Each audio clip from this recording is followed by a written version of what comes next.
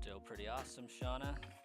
Getting water to one is a step on getting water to the others. Sorry, I'm trying to get the brass coin stream live, and it's giving me some grief.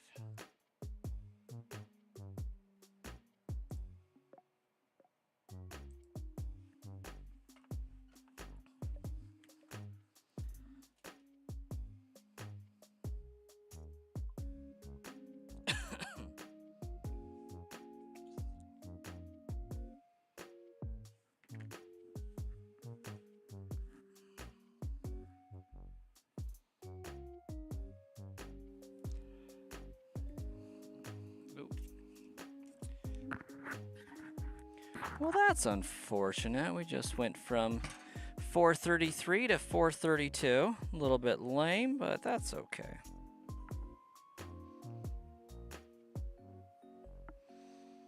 We'll get it back.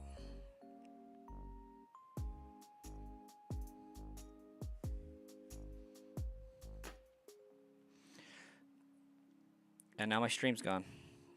What the heck?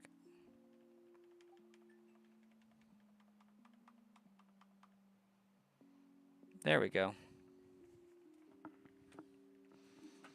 Okay. Let's move this. I got a timer to start. We'll start that and that. Minimize that.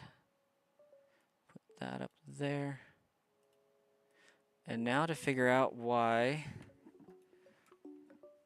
the brass coin is not kicking on.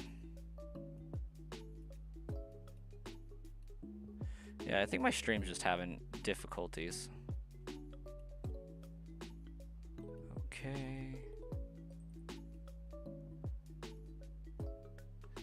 Because it is just not popping on for whatever reason.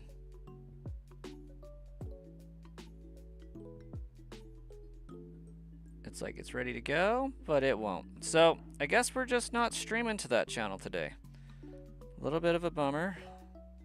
But that's okay. It'll just consolidate people over to this one, I guess, and I can upload it after the fact, I suppose. So, it's all good.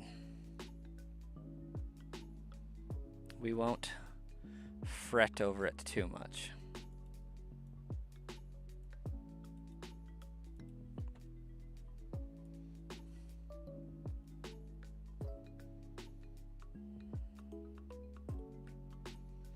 Your number got passed? It did. So we're looking for 50-50 now.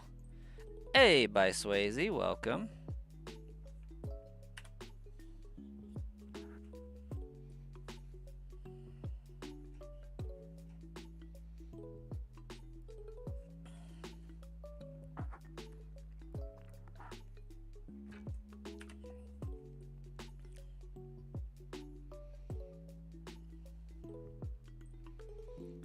Okay, now why is by Swayze's chat not showing up? What the actual heck is going on here? Vertical stream. Copy.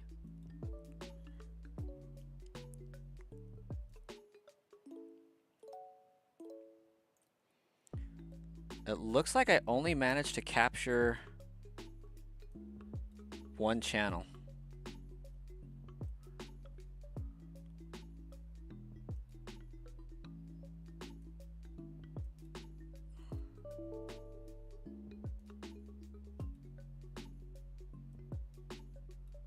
Activate source.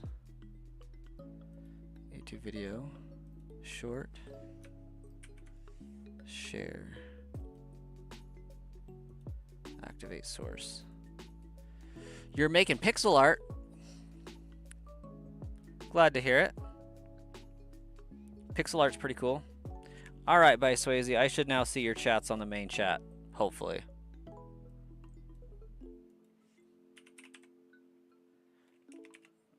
Hashed. Hey, there we go. You're ready to be off work?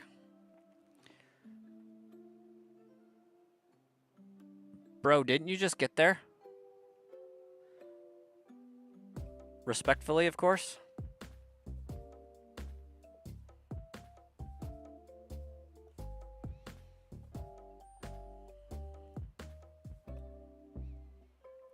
Like, understandably, you had a long day earlier, so, like, that makes sense, but dang.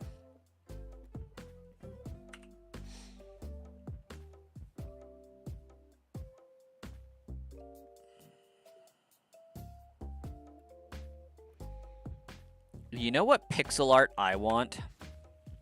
I want a Pokemon card Gengar out of Legos.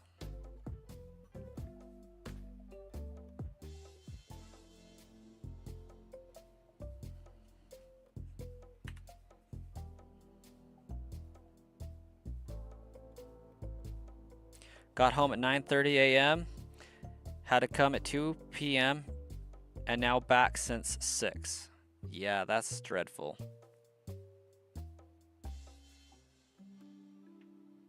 And so, what does that yield you in way of compensation for, like, not getting to go to sleep for your job?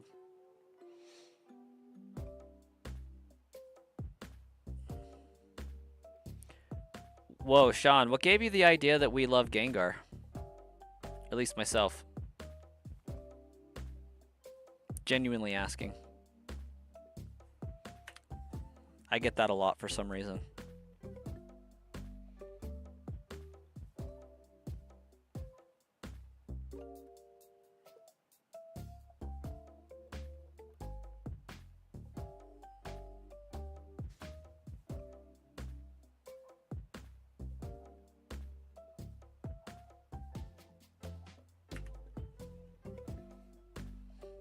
At 6:30 can't come fast enough. I feel that for you.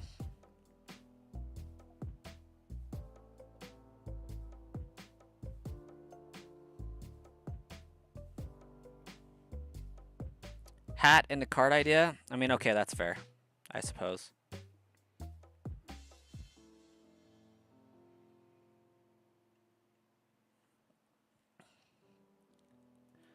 Well, I obviously got the 2 main channels, so that's good.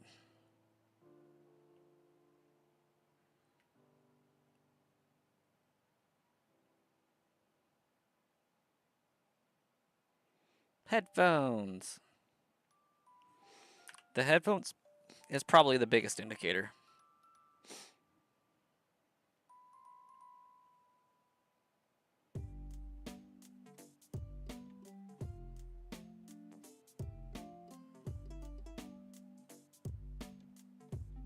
I think my youngest is just in his room kind of singing to himself.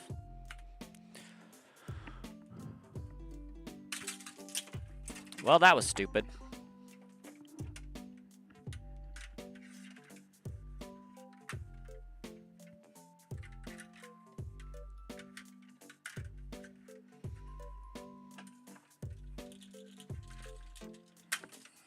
Dang it.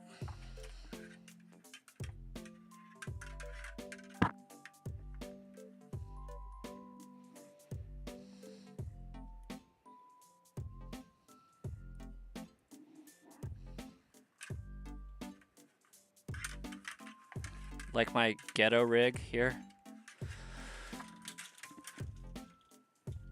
Okay. There, that's better. My light kind of just changed directions on me. Very annoying.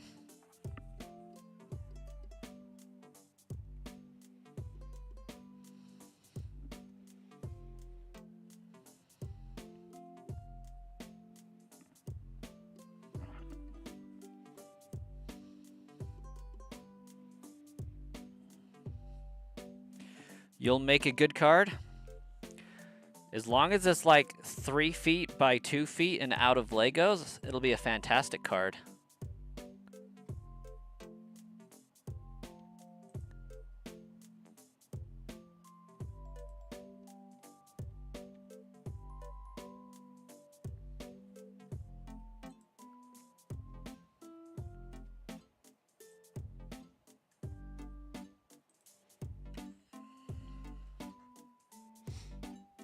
Do I have a community tab?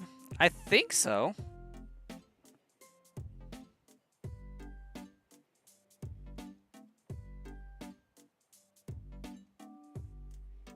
Let me find out.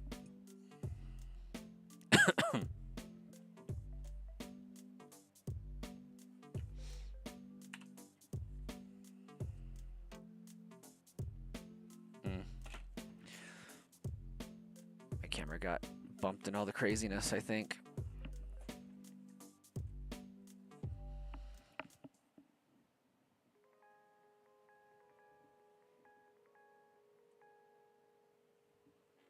Much better.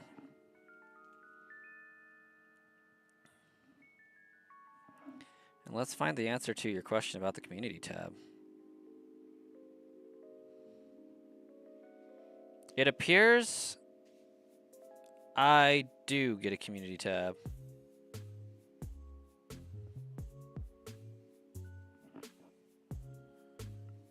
When Gengar was introduced, you wanted to cry since it was a trade only. You didn't know anyone playing. Global trade was always risky too. Shoot. Gengar was around since way before global trade, right? But yeah. Took a minute. Luckily, I inherited my brother's Game Boy and my sister's Game Boy. And my parents had gotten them Pokemon Blue and Pokemon Red. So since that day, I never had to worry about trade evolutions. I always had both copies of both versions of the game.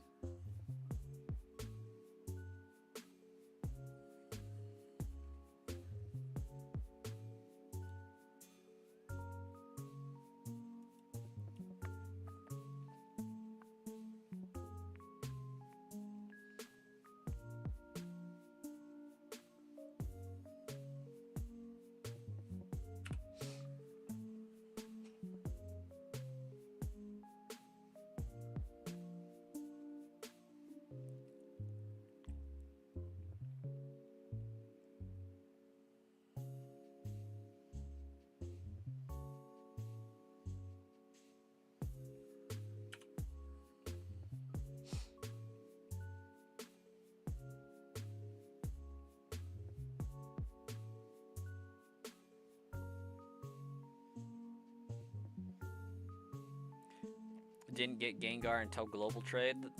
That makes sense.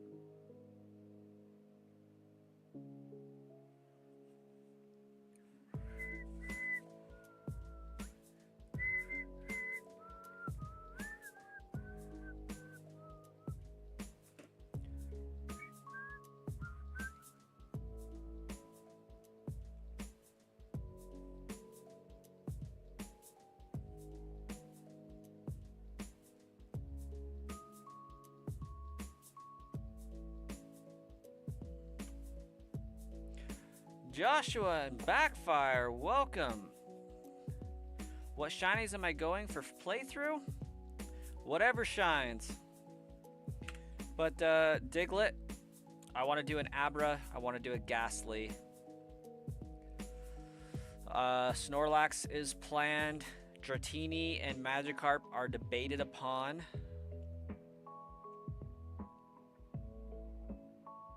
Staryu has been thrown out there.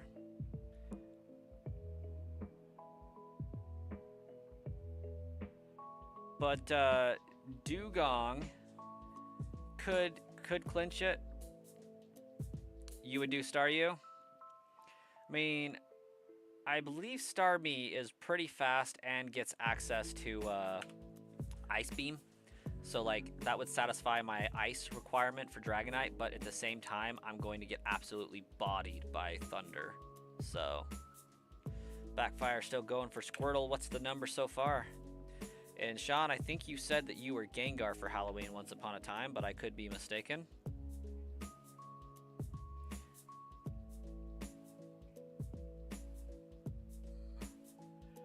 Like Swayze's feeling confident, checking in, saying that tonight's the night they get Mewtwo. Shiny.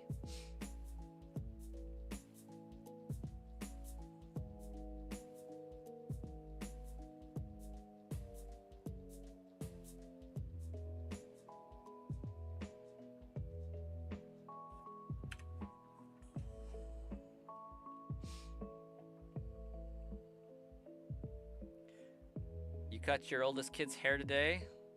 Did they have like a whole mane? Just like luscious flowing hair. You're not counting if you would say maybe around 1500? Okay, I mean that's fair. Not everybody likes to count their shinies. Or their encounters. So for some people it is madness inducing.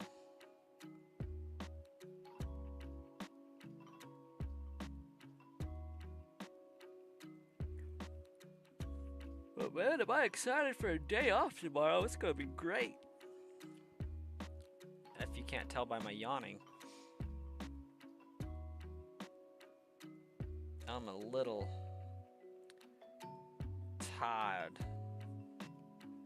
I'm tired of this, Grandpa. Not the streaming bit, just the everything else bit.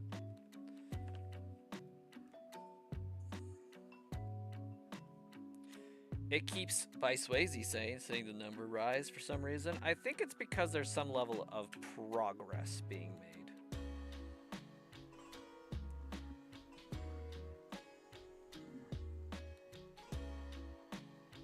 Also, this is like the first time in the history of ever that the horizontal stream has more people concurrently watching than the vert stream.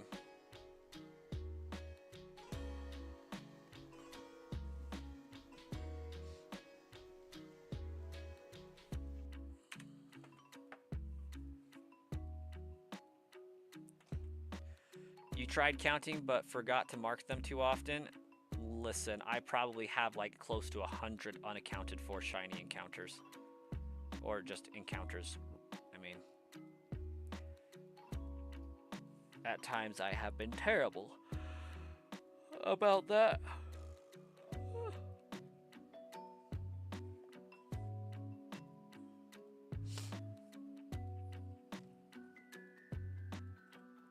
Yep, if you can't tell, I'm in my go to sleep moment. And then by like 9 o'clock, after not having gone to sleep, I will hit my second wind and be completely okay. So that's a forecast for today's stream. Is Sludge Bomb will be trying not to fall asleep for the next 30 to 45 minutes. And then second wind will be in and we'll be back in action. Hey, Starkiller, welcome, welcome.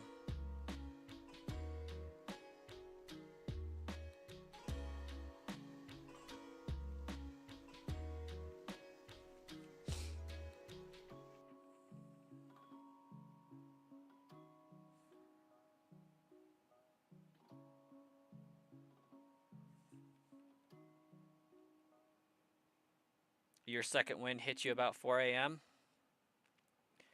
Understandable. Makes sense. When you get the shiny Squirtle, you're going to post it in Discord. I expect to see it. I would be delighted for you. Stop yawning. It's making you yawn. What about talking about yawn? Also, has anybody done any research to figure out if the power of yawning is induced if the yawn is fake? So like if I just Does that make you yawn?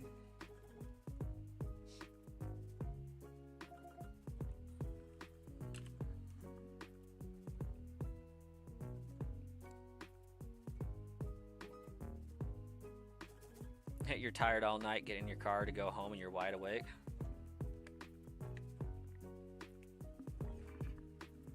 So is that a good thing or a bad thing?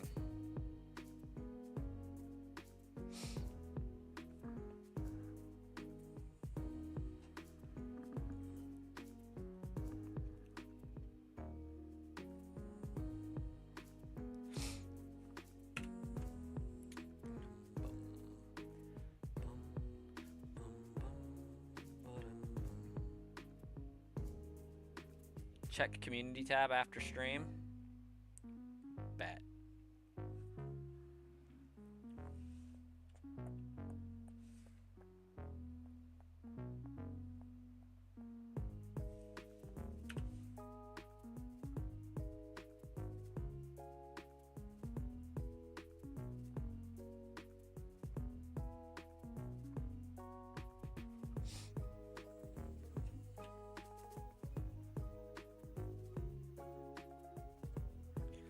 If you could find it.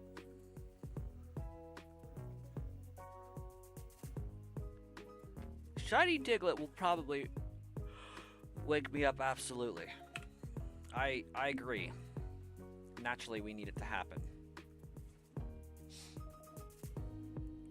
Also, for those that have been watching the stream,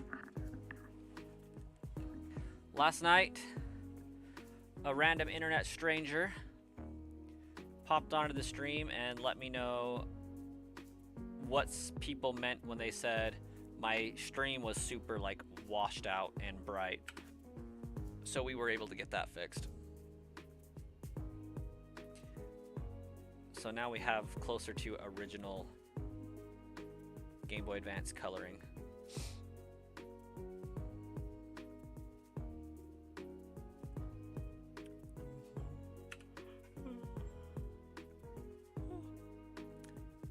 You don't have a clue because you were already yawning when I did that.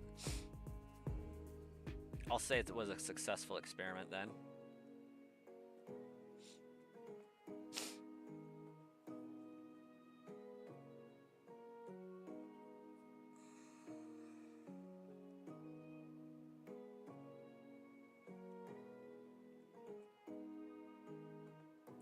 You've been drinking caffeine lemonade with a 5-hour energy drink and it's been working great?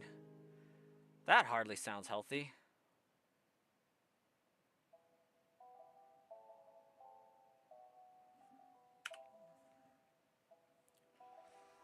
Yeah, it was just last night. Yeah, washed out was kind of bad. I mean, I think it looked okay still, but it was bothering some people because the colors were off.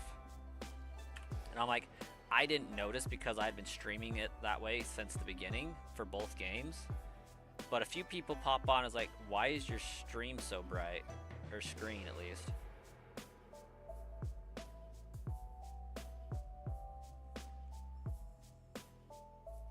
Yeah, it was not a good comment. They're like, hey, your stream kind of looks like garbage. What's going on? And I said, oh, really? I don't know. It's been like that the whole time.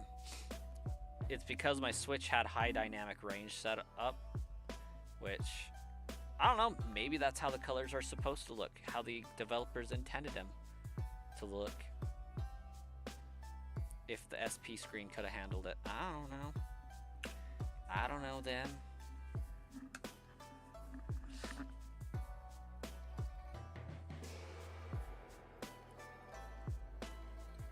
It's only like 600 milligrams, no big. It'll just keep you up until next Tuesday.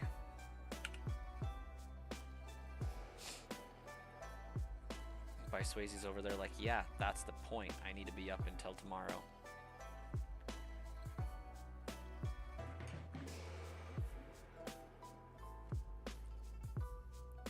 I can't judge too harshly. I had like a large Starbucks coffee today and I'm sipping on like a 40-ounce Dr. Pepper, so like No judgment, but dang.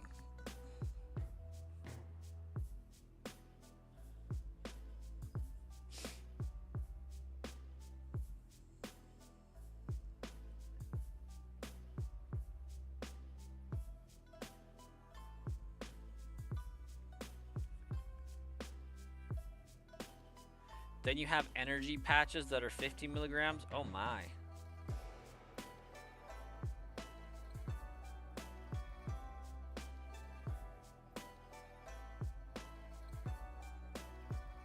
What's not showing up? The community tab? I don't know, Sean, but I do have a Discord that would work.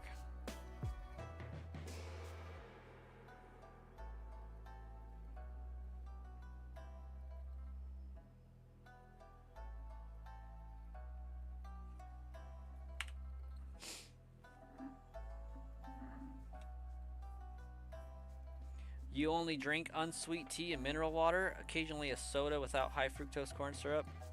It's probably for the best.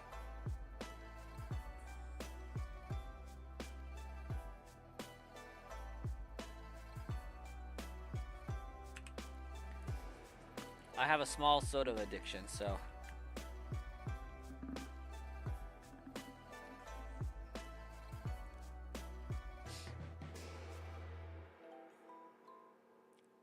Gotta have your sweet tea.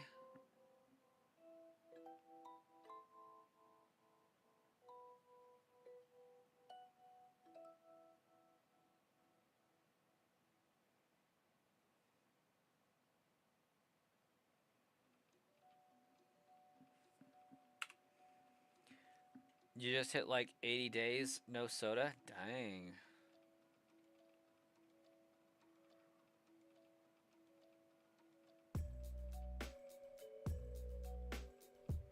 You stopped drinking energy drinks, Shauna, because you had to look for vegan ones? Allergies are wild.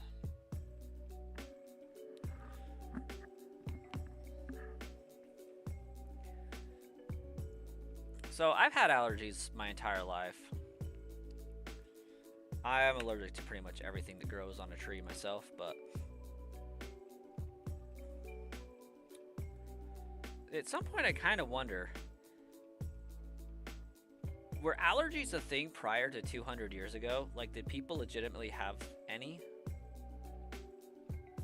Did they just suck it up and deal with it? Or like, were they so out in the world that their body just coped better?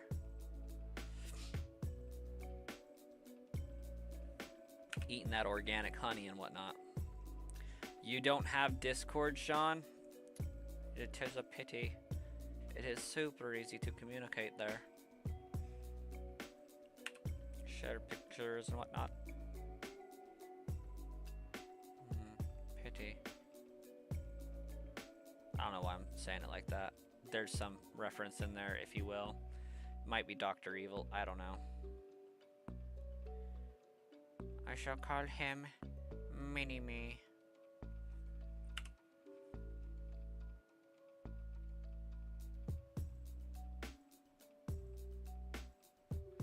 Have to look at it on the bright side. After a certain time, you get paid to play video games. I'm jelly. More than likely used to the outside elements, and that's probably pretty accurate, honestly. That, and there was probably a lot less crud going into their diets as far as artificial this and preservative that, and body was probably able to do what it was supposed to and not be bogged down with how much we consume and everything.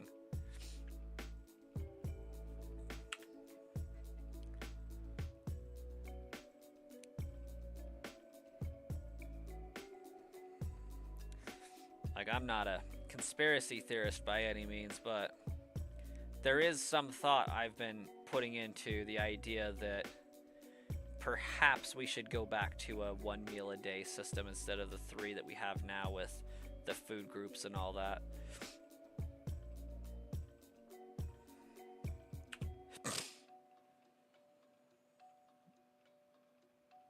Or rather an 8-hour feeding window instead of a 16-hour.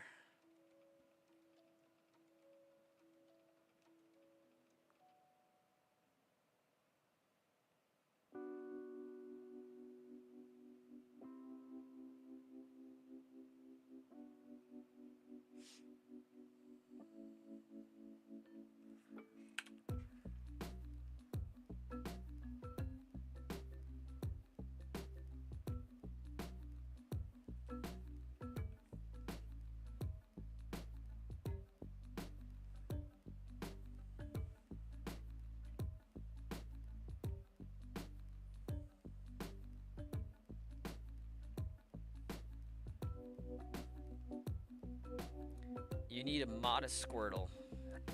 That wouldn't be bad. That'd be pretty dope. You currently do 1.5 meals a day? Yeah, something about being in like a fasted state, and it's more closer to what we evolved doing because we never really knew when our next meal was, and it's only fairly recently that we've started eating multiple meals a day.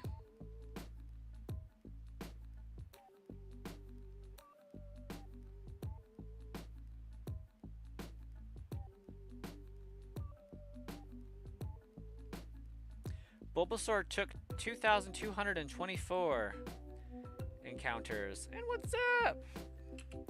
We have cabbages.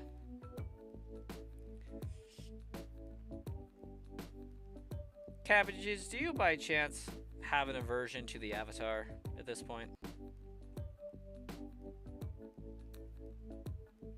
I will do my best, Sean. Have a fantastic evening.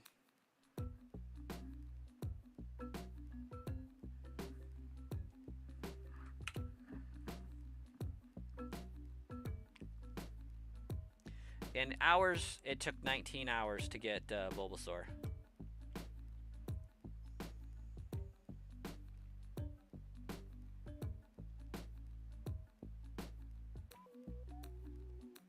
Your phone is too sensitive sometimes.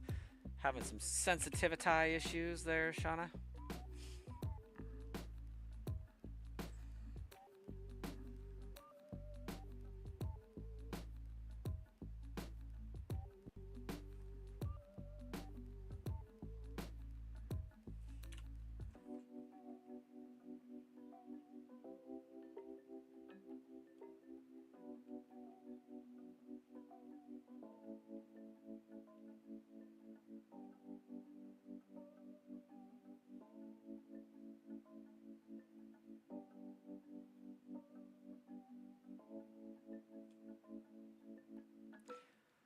You just took the name from a meme you saw. Still funny. Luffy fan, welcome back. How you doing tonight? Or this morning, whichever. You could be in India where it's like 6 a.m. or better.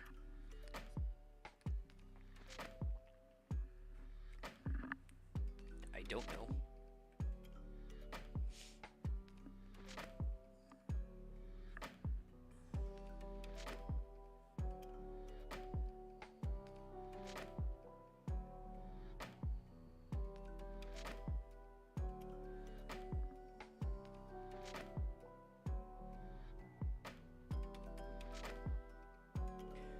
You're doing good. You just got a shiny Mudkip and Alpha. That is what's up. What's its nature and what did you name it?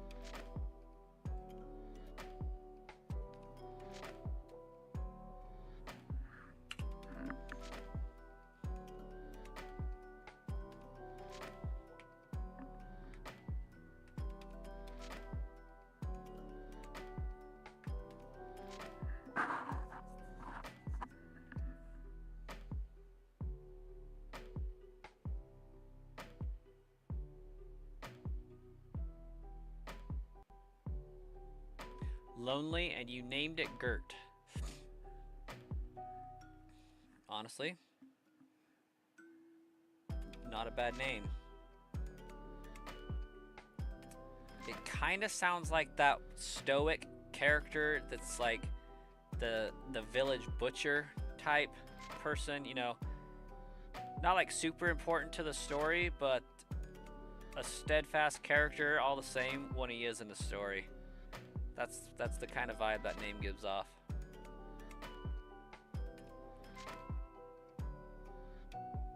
Like, I don't know if you've read the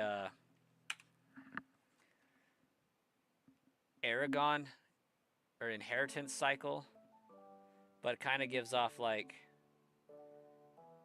Aragon's uncle vibes. Or maybe, what is it, Rowan's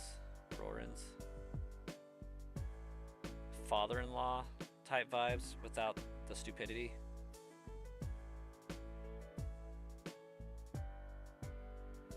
Maybe I'm just talking pure nonsense, I don't know.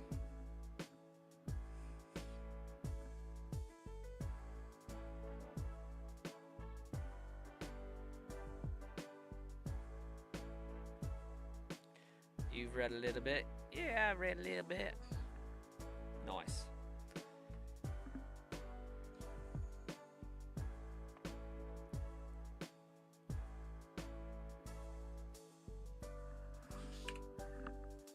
I kind of want to read through those books again. It's been a minute. But, like, I have to read through The Wheel of Time first. But I did get Murtagh, and I kind of want to read through that.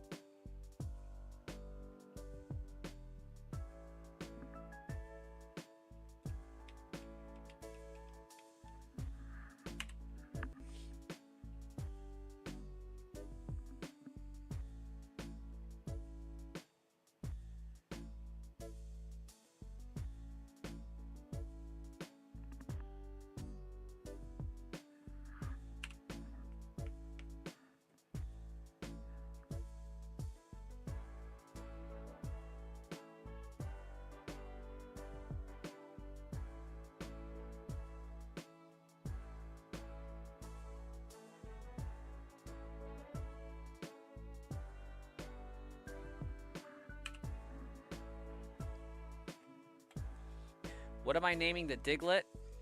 I think by technicality,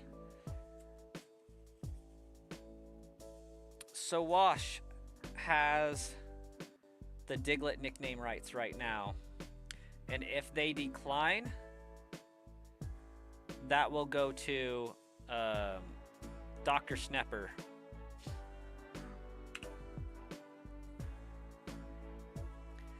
Because they did some super chats on the main channel, I guess you could say, while I was streaming. So that's kind of how I do dibs. Is if you want to nickname it, it's yours to nickname. Otherwise, we'll put it to a vote. So right now, as soon as I get to the name raider, I'm supposed to name my Venusaur Bulba Fett, and my Fearow is supposed to name Taro, as in like pterodactyl.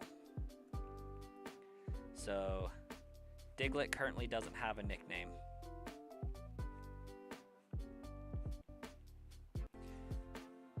How many resets for Shiny Zard? I don't know, but I think you're gonna go for at least 11,000 if you're hunting it.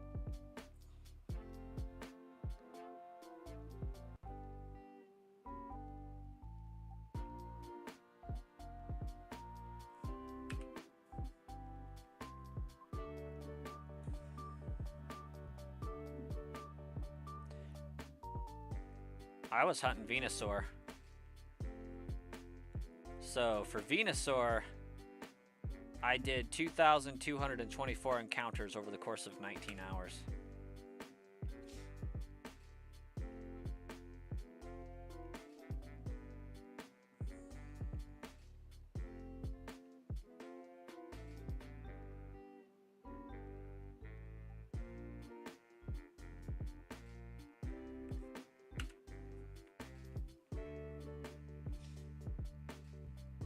Charmander always seems to take forever. Yeah. You can talk to Starkiller and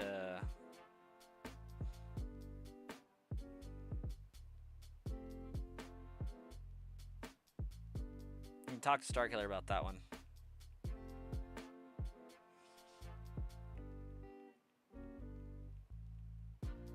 I can picture the face. I know the name.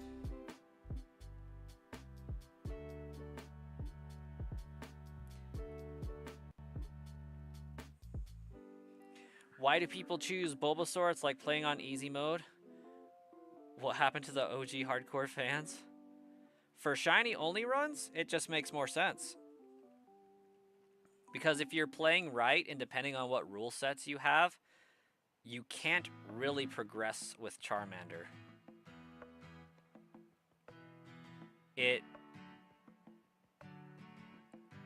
And no, Bulbasaur is technically easy mode.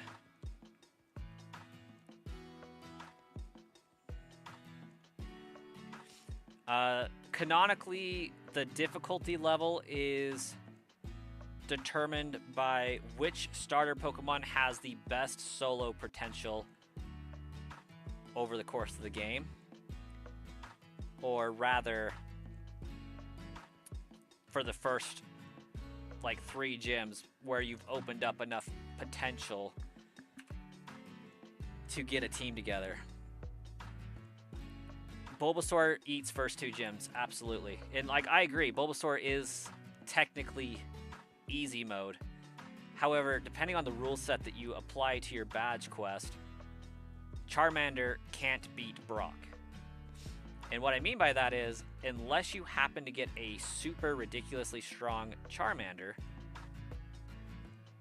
if you're going at level 14, you're not getting past both his Geodude and Onix unless you have an uncommonly crazy amount of luck. So the natural options would be Bulbasaur or Squirtle, so that you can at least make it past Brock. And then Misty, you can try to get an Oddish or a Bellsprout, depending on your game, up to level 24 to contend with the Starmie. The problem is, at level 24, Oddish and Bellsprout aren't going to be able to handle that much of a hit from Misty, nor is Charmeleon. So you're going to have a very difficult time and have to get a little bit lucky with that one.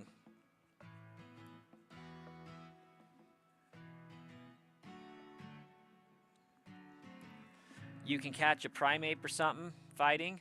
You don't remember if you ignore the gym. I guess you played yellow. In this game, Mankey is not obtainable until... No, it is. I lied. It is. It's Nidoran that's swapped out. But yes, you could get a Mankey. However, if your badge quest is you can only catch 1 shiny before each gym badge, and you have to catch 1 shiny before each gym badge, then Mankey's not an option until after you beat Brock. So my rules for this game is I have to catch 1 shiny per gym badge, and that's my team. So I got the shiny starter and then had to go and fight Brock. And then I caught my shiny Fearow and then went and fought Misty. So now I'm working on a Diglett so I can take out Lieutenant Surge.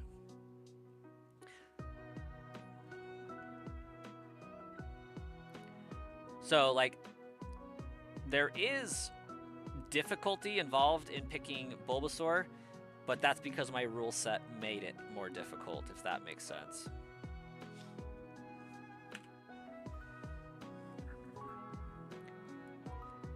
You had to rely on setups with Bulbasaur and through Vermilion, while Charmander is super effective on most NPCs and Mons and Cerulean and Vermilion, so you just blitz everyone easy. Charizard does got some attack strength, but in terms of not over-leveling or using him as your primary and having a balanced team, he is definitely not easy mode. Like, I've never had a trouble with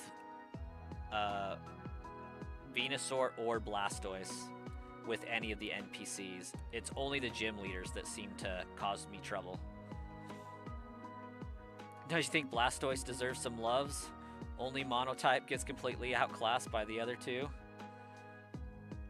One is easy, the other one has an insane fan base. Bulbasaur, or Blastoise does kind of get left out. And potentially because there's nothing like super crazy about Blastoise. Like, good defense, good HP, semi-decent attack. Like, Blastoise is a pretty decent Pokemon all around.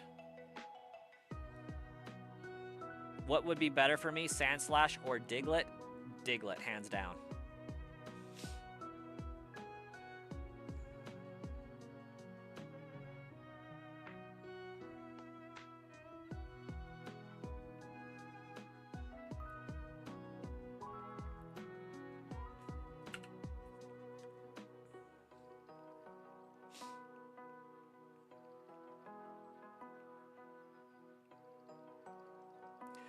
I think the other aspect for me is I'm doing a shiny only badge quest, so the primary objective of this is shiny hunting. Having Bulbasaur be a good grass type Pokemon that I can guarantee I'm going to get is more important to me than having any fire type Pokemon. And water Pokemon are a dime a dozen, so like I think it just made sense to go with a guaranteed good grass where I can get an acceptable fire type and an acceptable water type pretty easily. No worries by Swayze. Oh yeah, Diglett, Dugtrio with Earthquake, phenomenal. Sandslash might have a better attack stat, I'm not quite sure, but Dugtrio is like faster than I feel like it should be.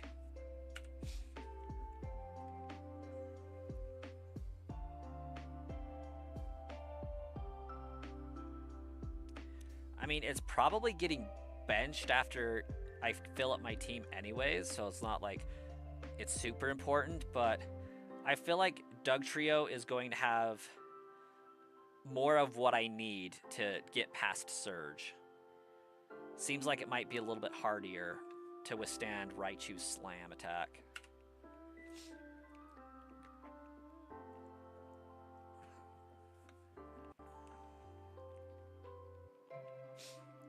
Like, my plan is to lead Bulbasaur, or Venusaur rather, put it to sleep, and then swap out to Dig. Who am I getting for 4th gym? It's a good question. I kind of want to get a Vulpix eventually, but I can't guarantee that if I hunt in between Celadon and Fuchsia, or Celadon and, yeah, either Celadon and Fuchsia or Celadon and Saffron, I can't guarantee that I'm going to get a Vulpix. So I think for 4th gym, I'm going to go Abra and just do a really quick hunt. Maybe take out Koga and see if I can get to Burned Mansion to hunt a Vulpix or something. Maybe a Magmar, I don't know. You think Arcanine's a great fire type?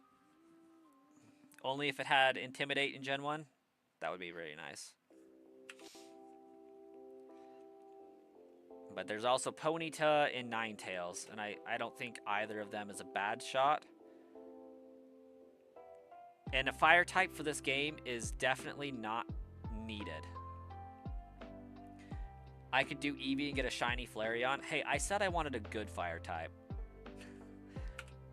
Perfect opportunity for some Flareon shade. I apologize, but I had to take it.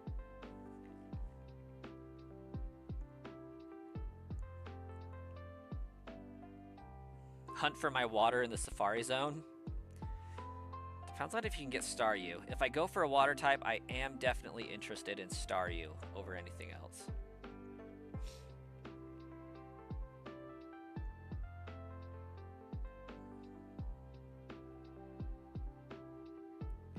What's the water type? I'm kind of feeling Staryu because Starmie gets a good access to, I think, Ice Beam, and that would be good. I don't really want to go with Gyarados because it is used pretty frequently. And I am trying to include Pokemon that I typically wouldn't use on my team for a little extra challenge. But it's also going to get bodied by Lance's Dragonite, and I don't want that. So I'm trying to go for maybe Starmie that's a little... It can be beefy, but also has access to an ice move. Because, like, I'm pretty sure Dragonite's going to outspeed.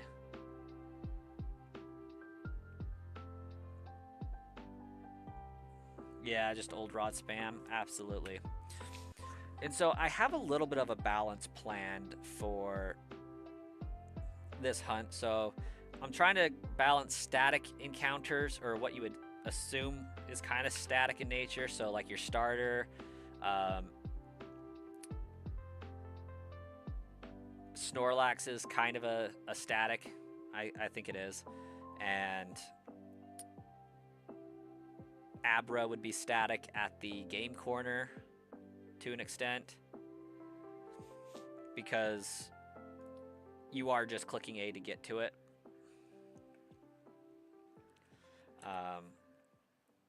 So I have like 4 of them that are going to be stand in front and just press A. I want a few wild hunts where I don't know what the Pokemon's going to be, and I have a few planned where it's isolated. So Diglett is random but isolated, and then Ghastly is going to be random but isolated.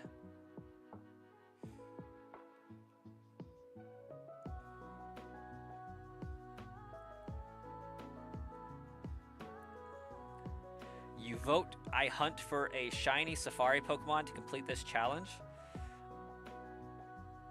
I can get Dratini in the game corner too. Yep. Honestly, by Swayze, I think I have kind of toyed with the idea of hunting in the Safari Zone. And if I do, I gotta go for Nidoran. Or Nidorino, I should say. I think that one would be doable. I don't know if I've ever had one of those run on me. However, I also can't guarantee that I won't get screwed over and get a shiny Pinsir. So I think that might be fun for like my last team member or something. But Dratini is something that I've considered and have been weighing because the moveset's pretty crazy. But we'll see. Alls I know is my next 2 Pokemon are probably Abra and Ghastly.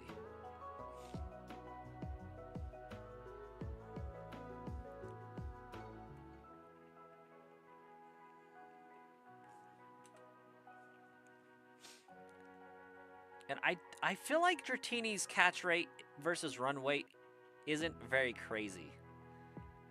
Like, some people might have had that experience where it's absolute pain to catch Dratini, but I feel like I've usually caught it pretty well. Oh, Hoenn, no cap. Like, Hoenn, hands down. Swampert's my favorite Pokemon. I love the Hoenn region. I prefer to play it on Pokemon Sapphire, whereas most people prefer Emerald.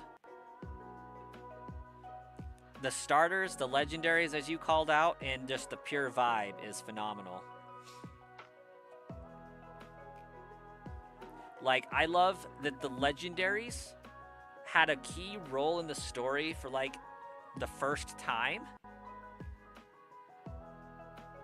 It didn't feel forced or overused because it was the first time. They weren't, like, a direct threat because the teams that were using them were actually really good.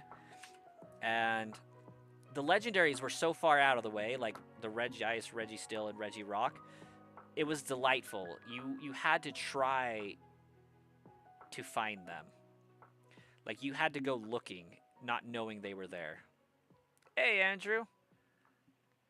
And, like, that's the first time I've really thoroughly enjoyed hunting down legendaries, because it's like, oh my gosh, you have to go find these. And then, you know, Gen 4, I give a lot of crap to, but, like, it was a delight as well coming to the legendaries. You know, you open up Giratina's area, you can go hunt it. Cresselia, you had to kind of go and look for. The Lake Trio was kind of given to you in a way. But Heatran, you had to go looking for. Regigigas, you had to go looking for. You didn't just accidentally stumble upon them. There was some lore involved, and it was delightful.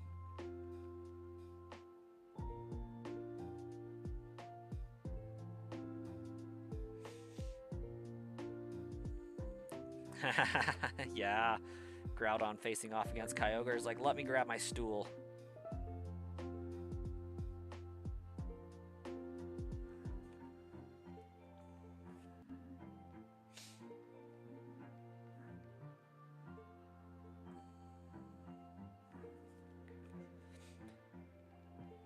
And then Rayquaza came and just like pimp slapped both of them and said, knock it off.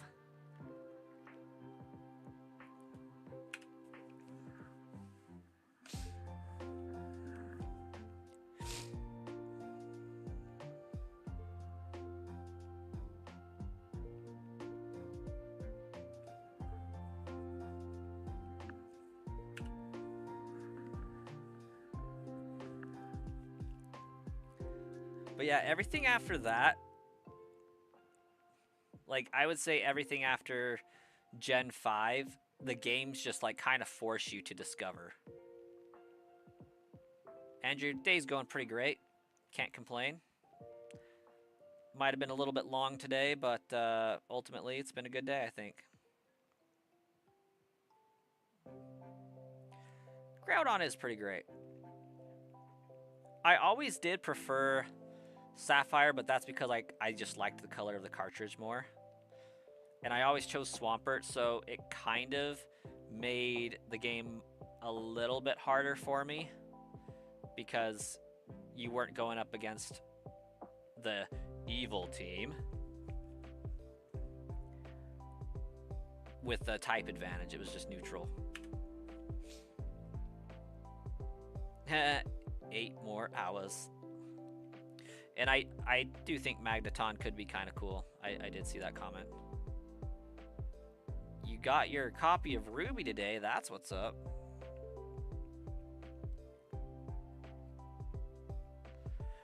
Gen 5 is the worst for you. You've never played it because of those starters.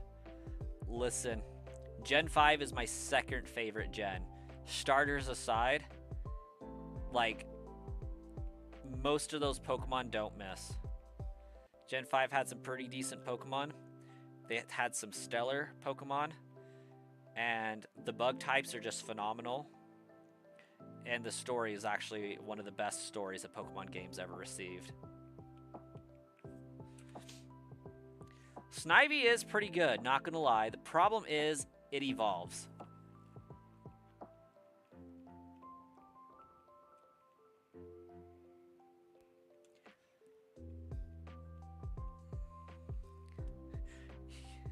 Honestly, I think Japan was just throwing shade at America with that one.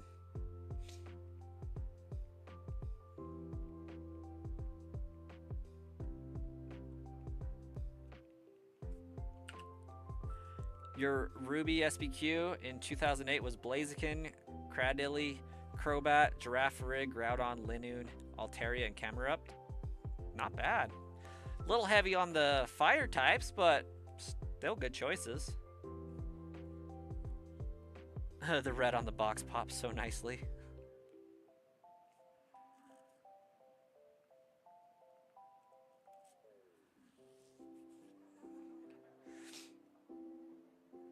I usually went with Oshawott with Gen 5, but I like how Gen 5 challenges some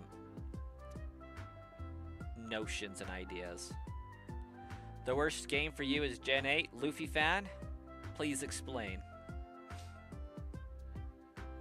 Snivy should have gotten Fairy, and it would have been perfect.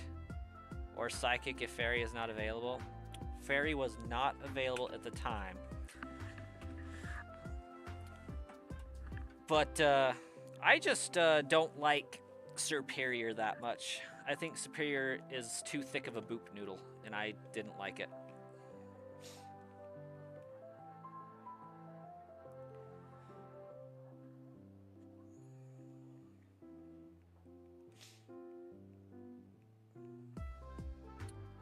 I think my least favorite mainline Pokemon game is Gen 7.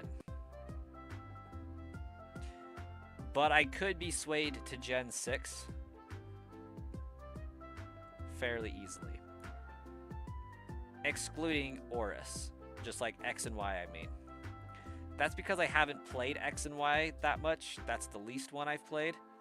So I could be like overlooking some very bad flaws with that, but I've done some recent playthroughs of Ultra Sun, Ultra Moon, and I just don't like the trials.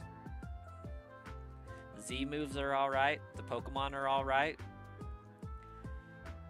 and I don't like how handholdy it was. You wish they did something like ZA and change Unova's starters for next Legends game.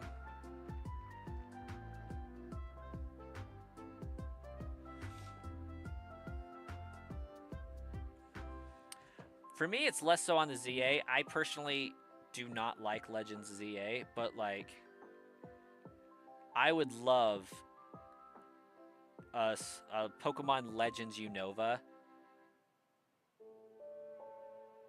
set in the past.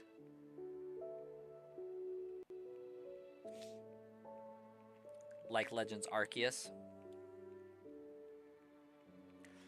I would also thoroughly enjoy a Legends Johto game. That one would also be dope. But I did not like how battle heavy Legends ZA is.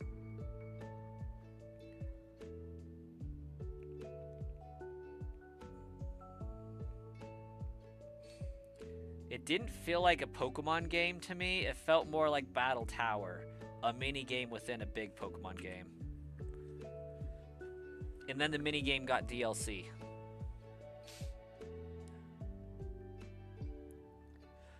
The gyms were too easy and Leon did not even give a challenge. That's fair.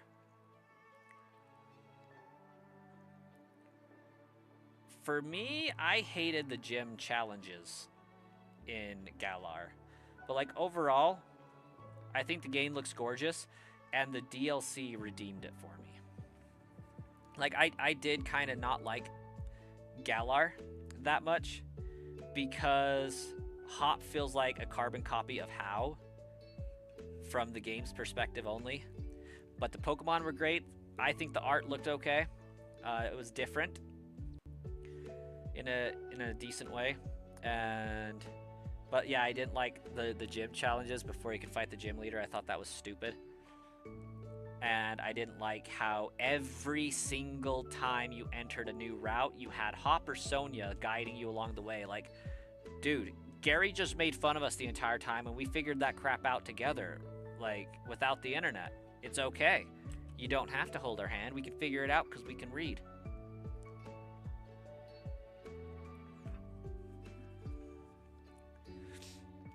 But playing through Gen 7 is where I really saw that start to become a thing. And it just started bothering me. Not to mention, this is from a Shiny Hunter's perspective, so mine is skewed. A lot of people love Gen 7, and I don't think they have bad opinions for that. I'm approaching it as a Shiny Hunter. The amount of work that I have to go through to get through, like, the post-game episode of Rainbow Rocket just agitates me. It is not a great Delta episode, if you will. Like, Oris, Delta episode, amazing. Fun, kind of wanted to do it. It doesn't seem like a burden, nor is it annoying. It's just fun. But having Rainbow Rocket take over the Ether Paradise when I just want to go shiny hunt Savali with the most effective ability possible just grated me. I hated it. It's like, what are we doing? Why do I have to beat all these random teams? It's so dumb. It's like, here, let me just throw a bunch of battles at you. But Gen 8's DLC changed my mind. I absolutely love the Isle of Armor. I thought that was phenomenal. And what all DLC should strive to be. I wasn't as impressed with SV's DLC though. Hey Sean, you have a fantastic evening.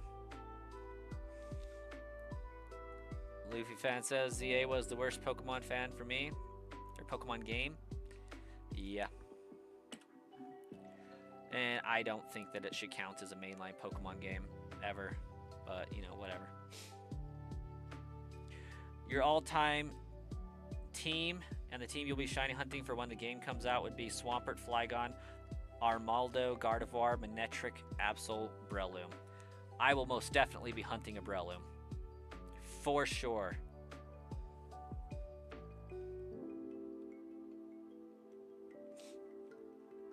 But that's just because it'll make shiny hunting infinitely more easy.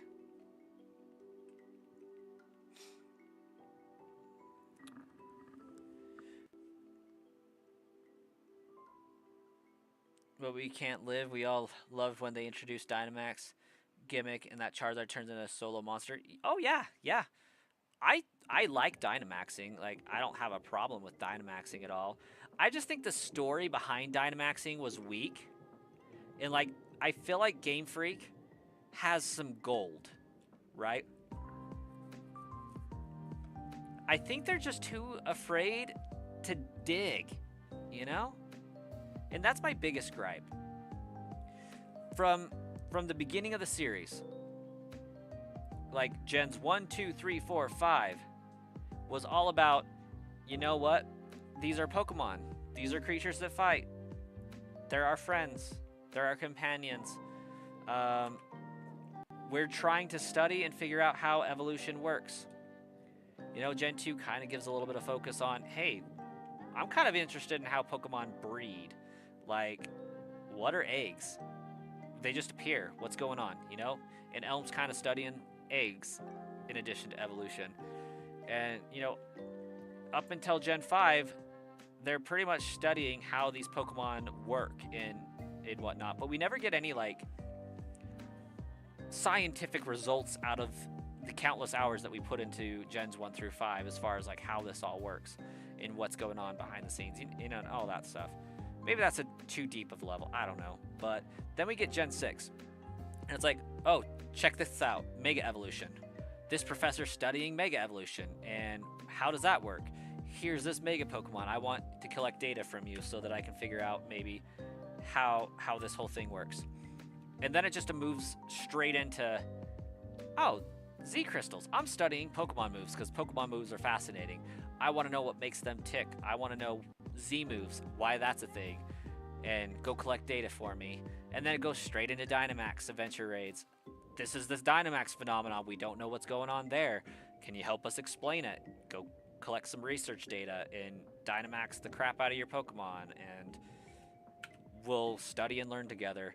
And then Gen 9's this Terra evolution. Like, what's going on with that? Like, we just never dive into these cool mechanics and get concrete answers of, like, how it's happening. It's just, oh yeah, this one creature did a thing at a time, and then now we have this. So Pokemon could really use to stop doing a new gimmick every game and just dig a little on what they have. How does this work? Why is it only certain Pokemon? Maybe let's find the answer. Like, that would be cool. Let's see. They made Urshifu locked behind a paywall is irritating. You loved it. It was irritating, but you loved it. I mean, I can respect that, honestly. Dino, welcome. And Axton, hello. We got Hayden is epic as well. Could you convince me to stop my Diglett hunt and go for a shiny Meowth? Yes, you could, Hayden. If we get 67 people to subscribe, like, during this stream, I will drop everything I'm doing and go and shiny hunt the Meowth for you. I know just the place. I could so be enticed. This is Moldavian Country Ball reincarnated. Welcome back, Moldavian. Hayden's like, bet. You were a Primarina dude, but when you saw Wolfie and used Incineroar, he is just a different thing so much, and he can do so much movement. Honestly, I detested Primarina.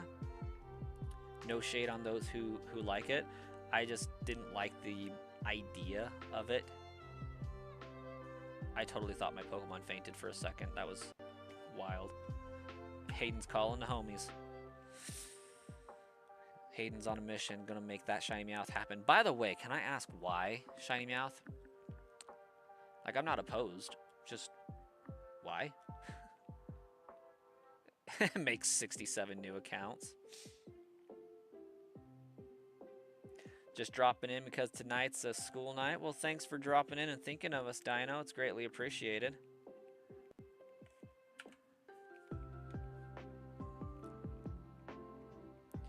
But yeah, I go to Incineroar not because it's my favorite, just because its sheer damage output is insane. Like, that Moonlight Assault or whatever it's called, bodies like everything.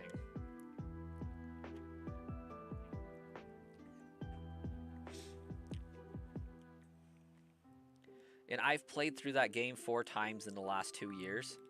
So, like, I feel like it's fair of me to have some criticism of it. Dino, Moldavian, you have a fantastic night as well.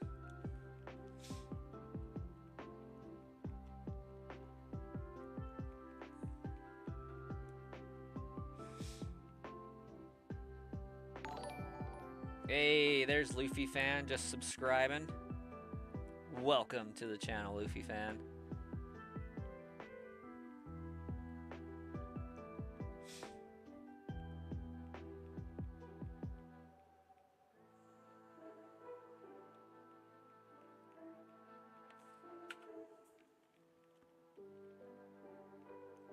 Well, I guess now Hayden only needs to find 66 people. You're here to stay? Well, we'll gladly have you. We like some good anime references on our stream. There's been several where we've talked about nothing but that. Oh, thanks, Luffy.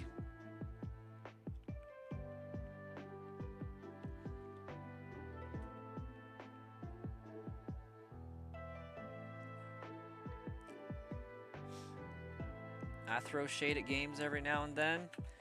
My favorite stuff may not always be the same, but I'm generally fairly consistent. Sometimes it's just depending on how I'm feeling. Sometimes I hate Gen 4 more than Gen 7. Sometimes I don't know about Gen 6.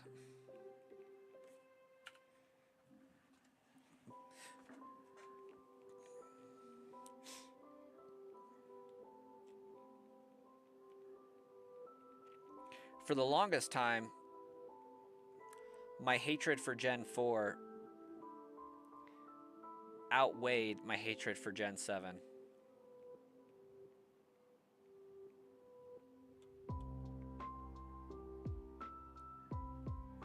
Never have one again in your life, any form?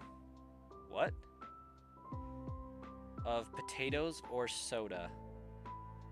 Ooh.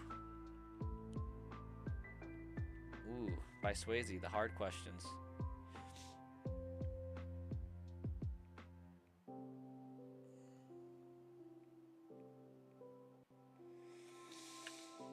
I feel like the smart answer is to say never have soda again, because that would just fix my soda issue, I think.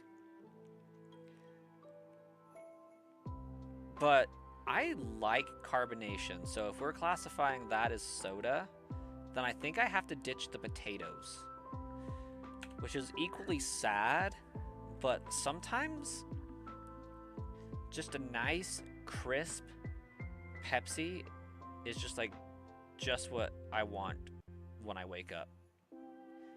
You know, just crack the can of Pepsi open, take a swig or two and let that burn on its way down and just like feel yourself wake up. Coffee just doesn't do it.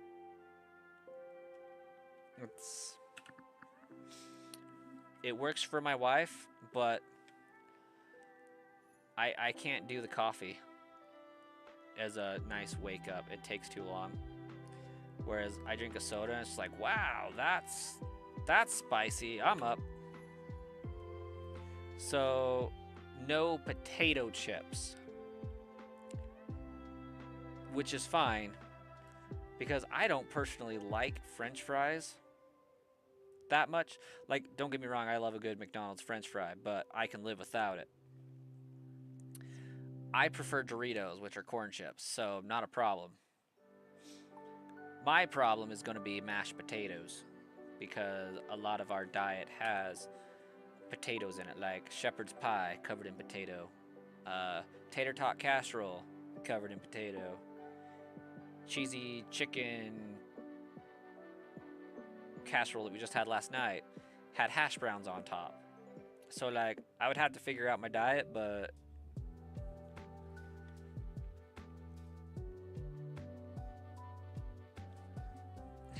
I hate baked potatoes, so no loss there.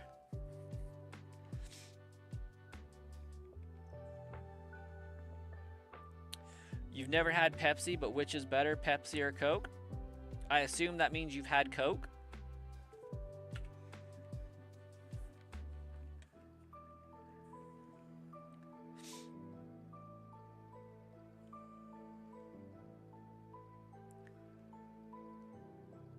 It's a tough one for sure.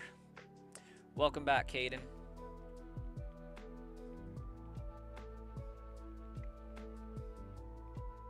You've had Coke? Okay.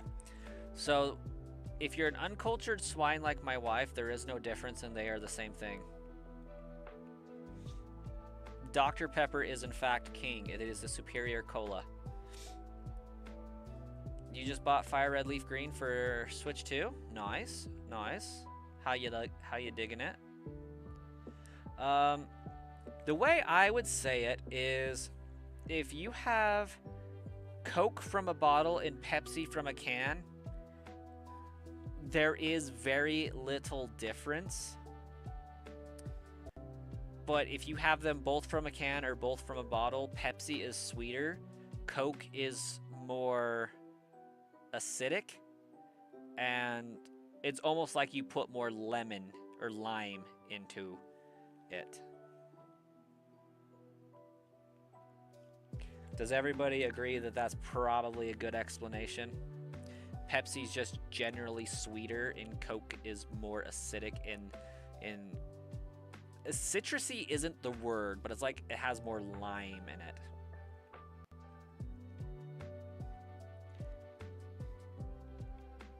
Which when you look at like how cola is made, it is crazy, the main four ingredients that pop out that cola taste. Welcome back, Andrew. And Insightful Panda completely agrees. Was that in reference to the Dr. Pepper comment by chance?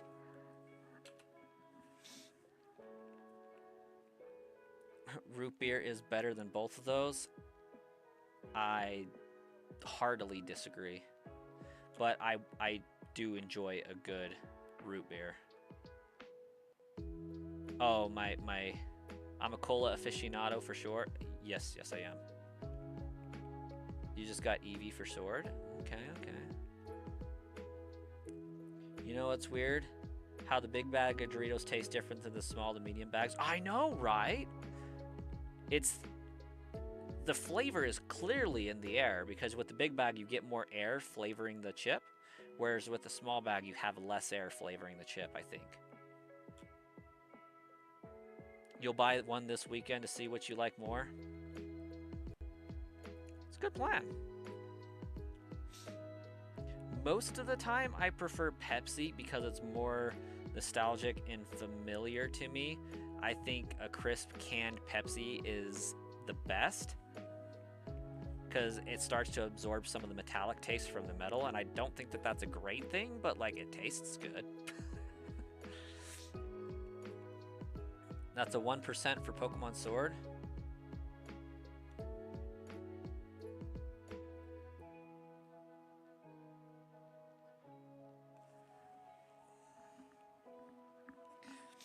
I think a good brewed root beer has great like throat scratchy potential as the carbonation is ripping down your throat. So I do appreciate that, but it just doesn't have the satisfaction factor. Like for me, I can't just drink a can of root beer and be like, you know what, I'm good. I could drink a Pepsi and be like, I enjoyed that. I'm done. And nothing beats a Dr. Pepper in a can with a big bag of Doritos. Agreed.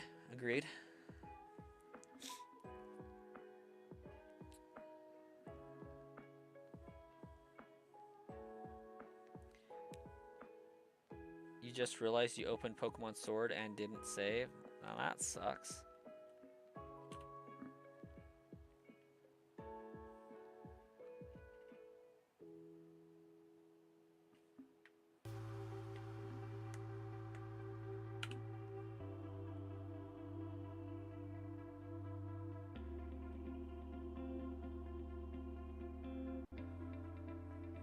What's up, Andrew?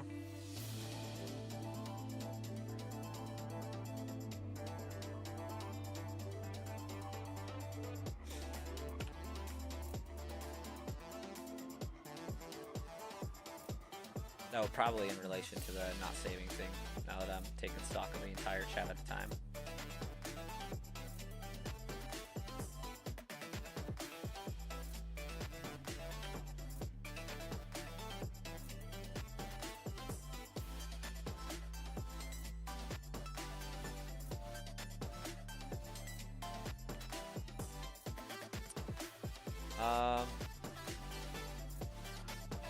By Swayze, before I answer that question, I need to know, does maple syrup count as a condiment?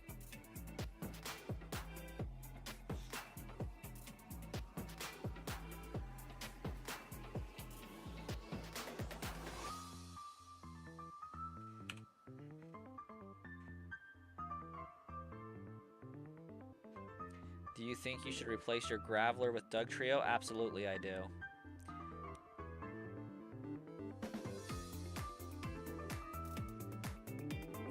Then I have to get rid of cheese.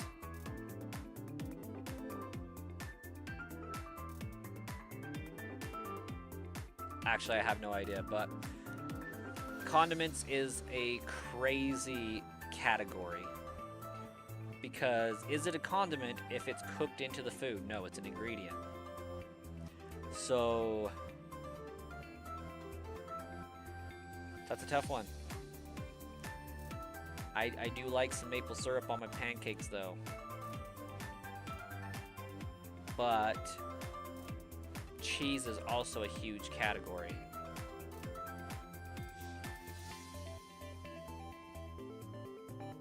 I have not heard of banana ketchup.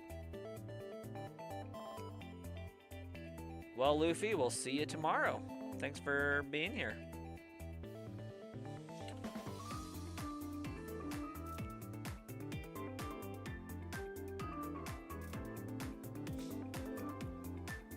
Yeah, I have to ditch the condiments. I changed my answer. Upon further reflection, condiments have to go.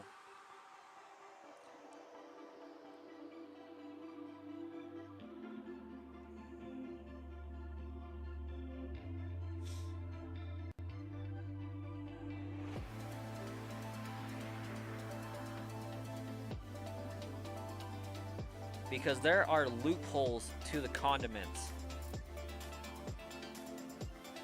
problem. There are no loopholes to no cheese.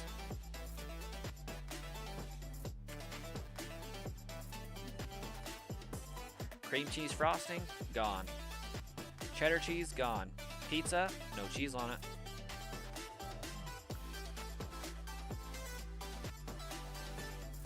However,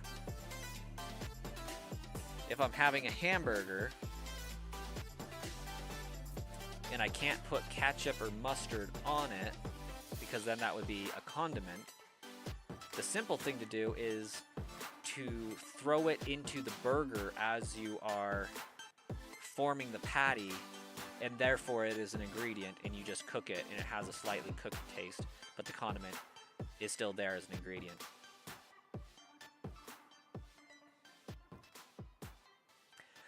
I'm gonna say a matter baby if it's what I'm thinking it is, but I'm definitely not going to ask you what's the matter.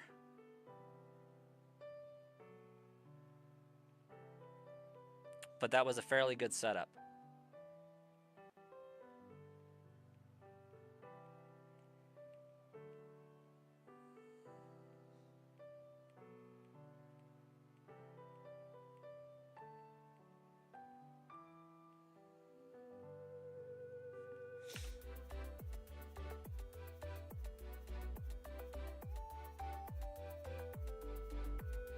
Who is best legend?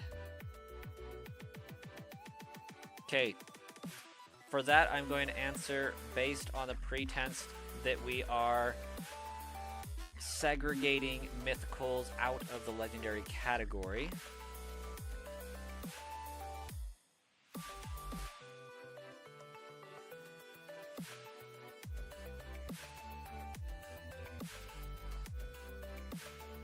And then I have to go with Rayquaza.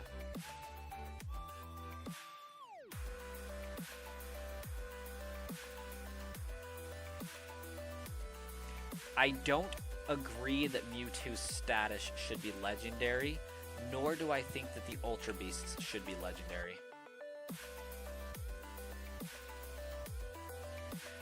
Your wife hates when you do that.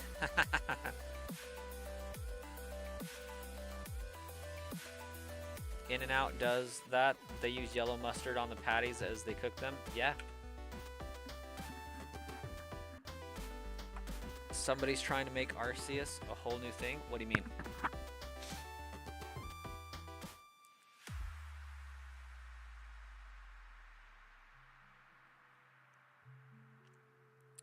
Yeah, I don't think Mewtwo should be a legendary anymore, being perfectly honest.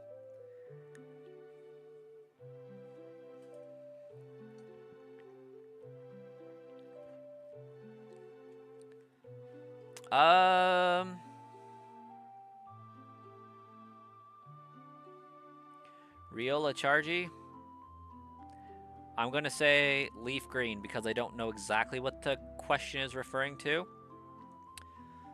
But that's my answer. On Switch 2 specifically.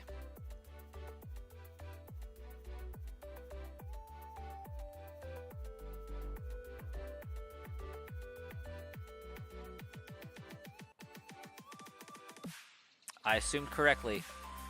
Leaf green it is. Specifically on Switch 2.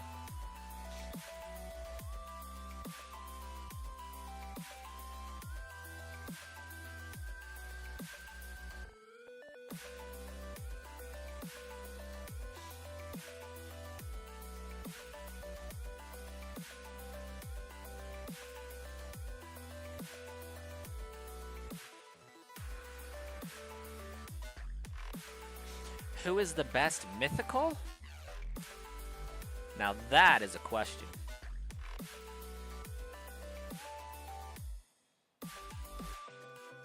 My gut says to say Deoxys. But,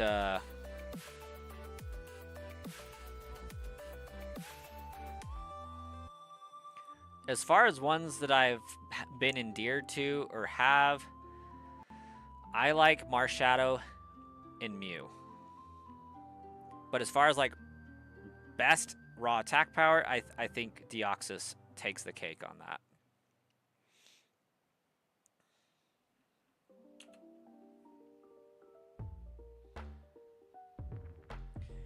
When you first started dating, you told her it smells like Updog in here, and she confidently says, "What the F is Updog?" More proud moment in my life. That's great. Is it me or does this smell like Updog in here? What's up, dog? Not much, man. What's up with you? I feel like Deoxys is mythical, yes. The trick to identifying whether or not a Pokemon is mythical is if there is an event item required to see and or obtain them, whereas legendaries will be encountered during the natural course of the game.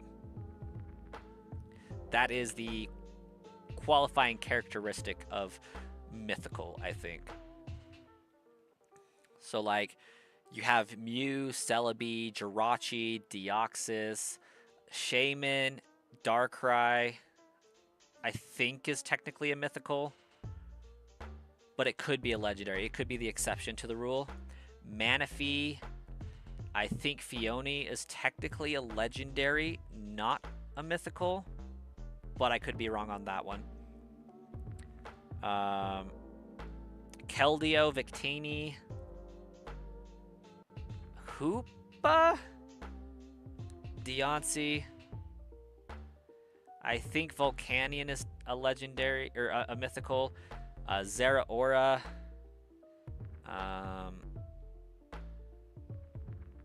Kubfu, I think, is just a legendary. But Zarude is mythical. And I think there's one other Pokemon from that gen. And maybe Peacharunt is a mythical? I'm not sure on that one because it seems like once you buy the DLC, you can get it forever and ever. Same with Terapagos.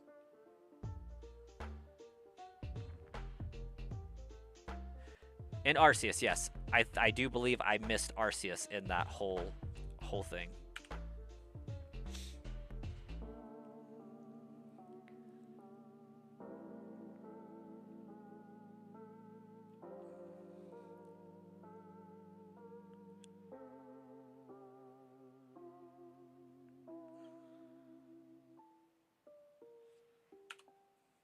Does Leon not just hand us a Charmander at some point during the story?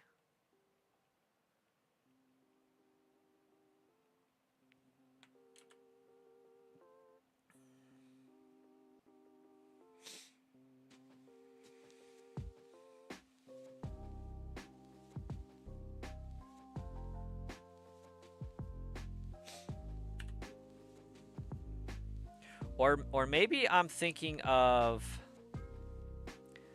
there were Dynamax adventure raids for it or something at one point. No, that's at the very end of the game.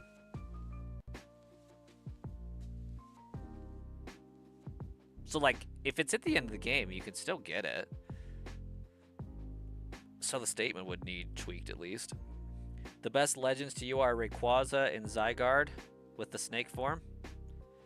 I think by Swayze likes the snakes.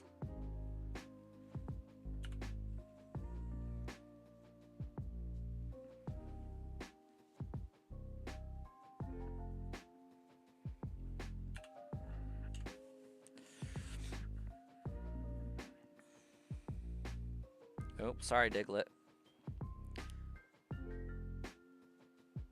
Well, that would be the same for like a lot of Pokemon, wouldn't it? That you can only get them at the end game.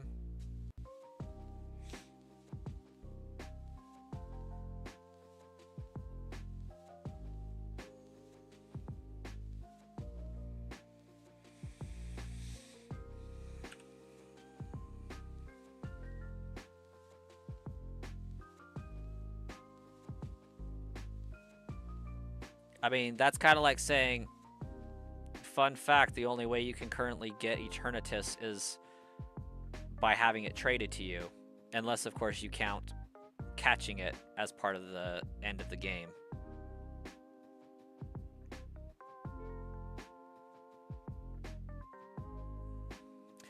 The most memorable for you is Groudon. You remember watching it and used to always kill it thinking you had to. People making it sound so hard to get a Japanese Pikachu. I mean, it probably depends on the Pikachu they're going for. I mean, I could see a specific one being difficult to get, like the Pokemon Center birthday Pikachu or whatever it is. I know for sure they did have Penny, but I'm fairly confident they do a Pikachu one sometimes.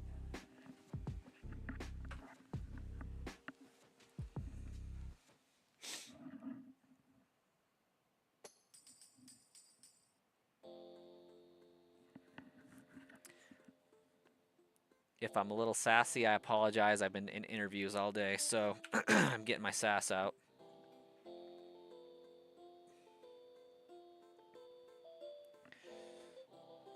By Luna, do you mean Lunala or Muna?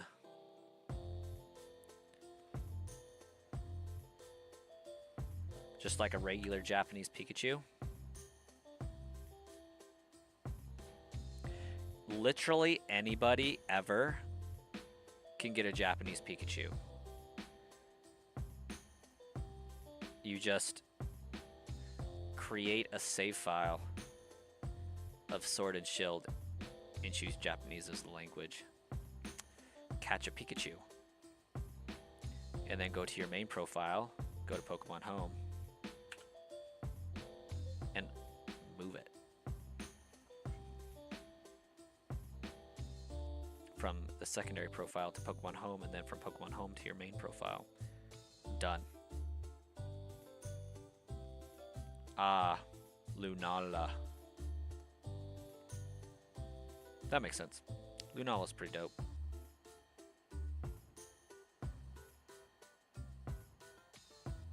Shauna, you have a fantastic night's sleep.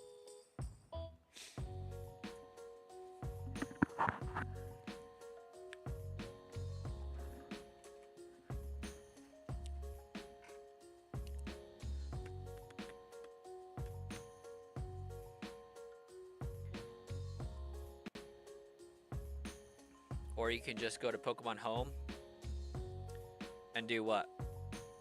I'm pretty sure there's a language option there.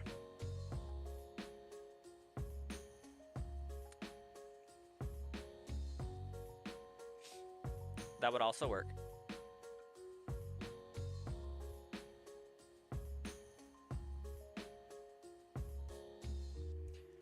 I can't remember whether mine gave me a Pikachu to start off with or whether it gave me like a Bulbasaur. I'm pretty sure it was Pikachu though.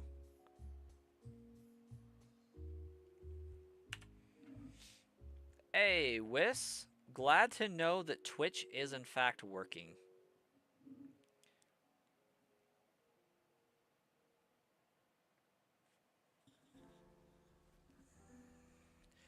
Andrew, have a fantastic night. Get some good sleep. Fight the good fight tomorrow. You've been seeing people sell rare event mons on eBay. Listen, during 2020 when chaos was ensuing and people couldn't go outside and all that fun stuff, I sold quite a few Zarudes on eBay. I had nothing better to do for a long time, so I made it my mission to like get every kind of Zarude code that I possibly could, and I still have like 6 to 12 Zarudes in my Pokemon Home that I don't know what to do with. Oh, that makes sense, Caden. Like, I am not kidding when I say I got over 70 Zarude codes at one point. I forget the exact number, but it was probably closer to 90 Zarude codes.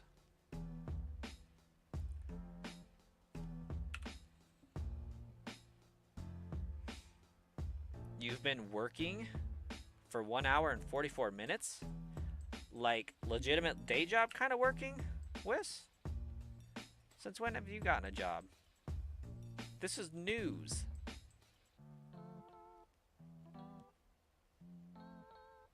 You haven't opened Pokemon Go since 2020? That's funny.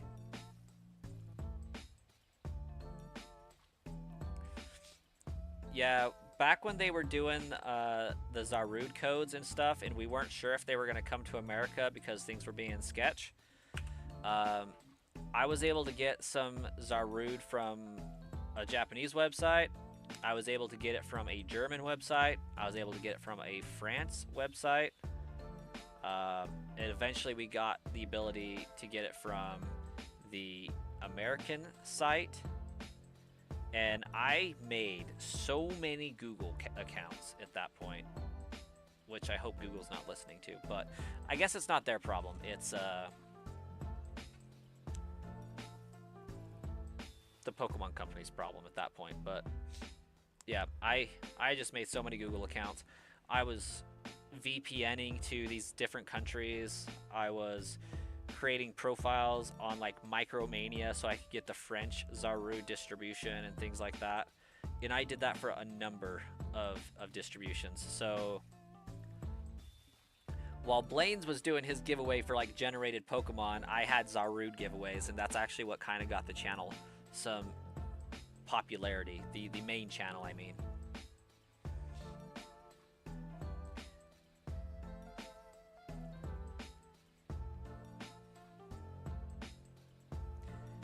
And then I started thinking, like, how is he getting these Pokemon and giving them away? And so I researched that and figured it out and started doing it the same. Exploded the channel and then decided, you know what? I can't sustain this forever. So I'm a dab out of that scene and we're going to see which does better. The main channel streaming or a secondary channel streaming. And so far, I gotta say, I think the secondary channel's beating out the main.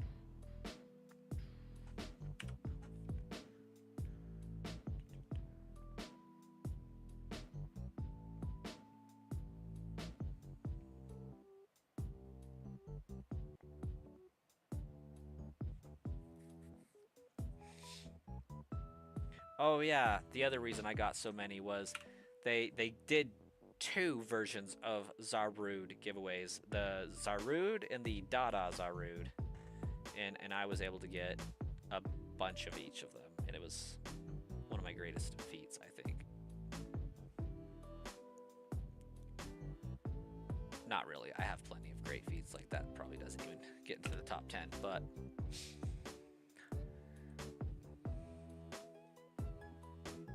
it was sure fun.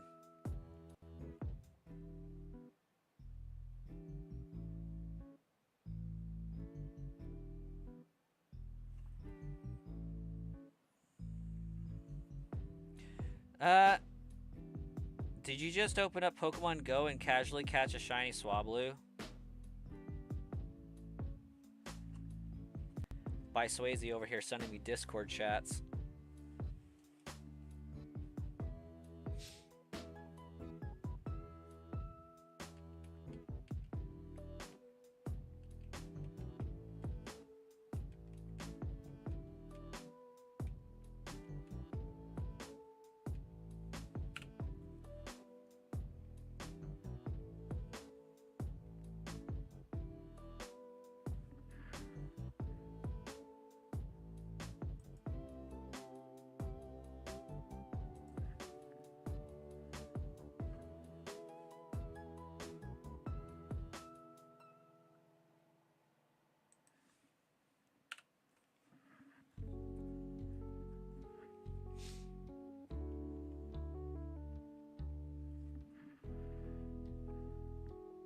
Half of your messages are sending in the chat.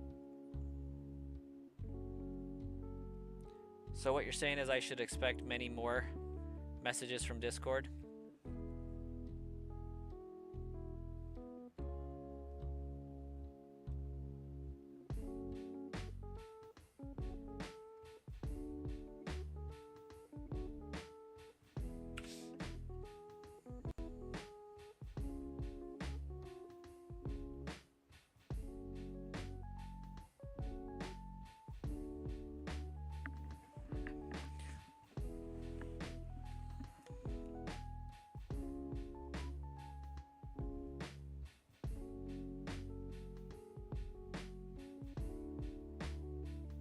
on YouTube. Gotcha.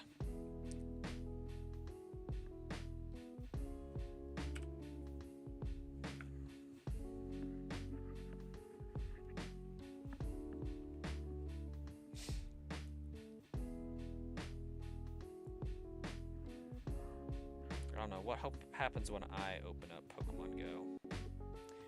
Do I randomly get a crazy shiny? Oh, gotcha. First shiny from 2008. Gotcha.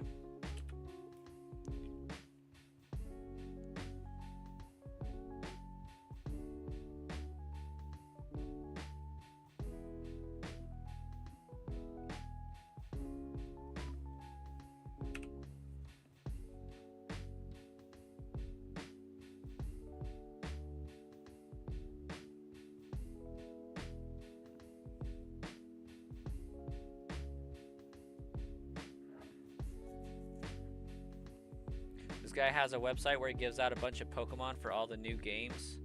Pearl, ZA, Sword, all of them. I'm not surprised, but they are likely generated Pokemon.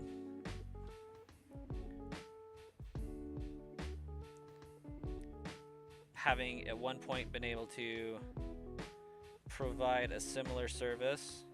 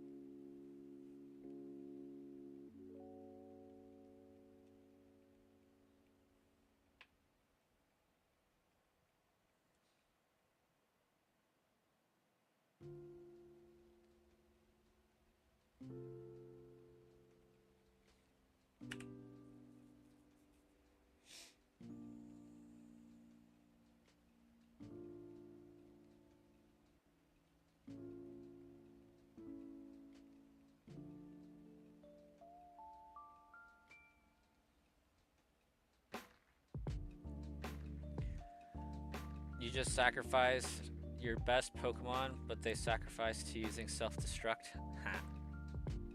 My service was top tier though. Glad to hear it.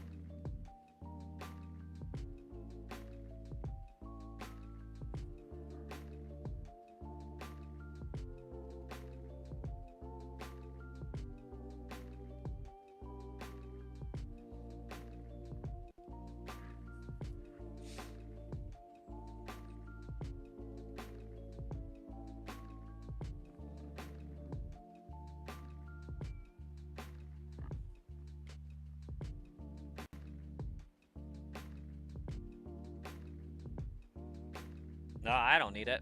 If I need to generate Pokemon, I can get any Pokemon I want. My Switch 2, or my Switch has shenanigan capabilities. I have 2 of those.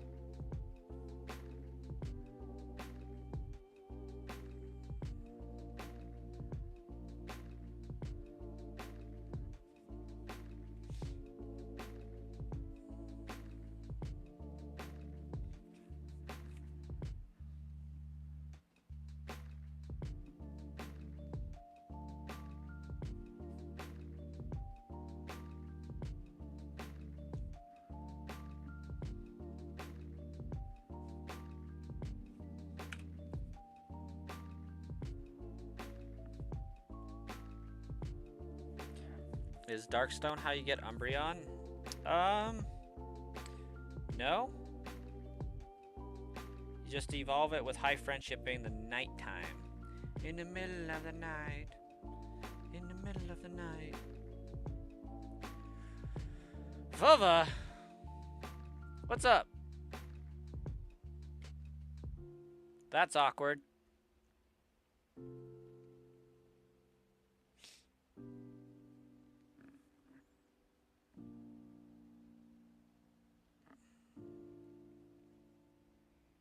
You're currently leveling Houndour, Gulpin, Flaffy, Spheal, and Teddiursa. That's right. I knew that said Spheal. Because I'm an OG with Pokemon Gen 3.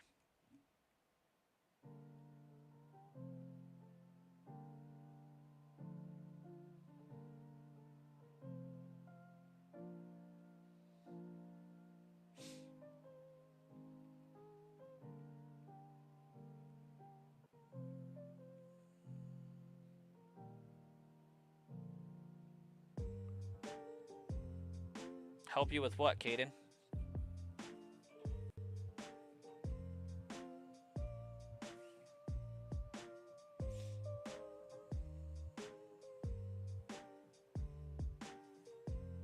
Well, if that ain't some random Tuesday shenanigans, I don't know what is.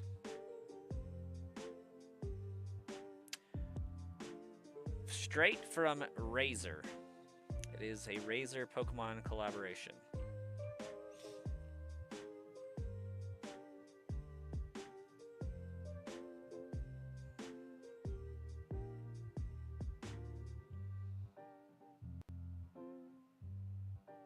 It's a little pointy. I'm a fan of it, though.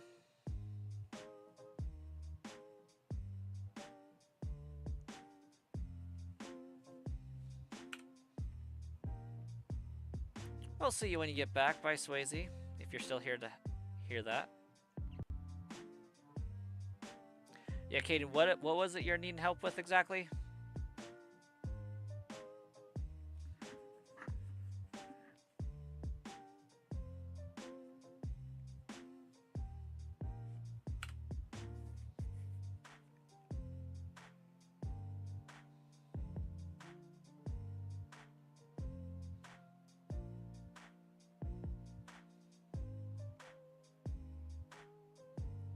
I mean, I think both of those are pretty generic Pokemon. I think it's an okay trade.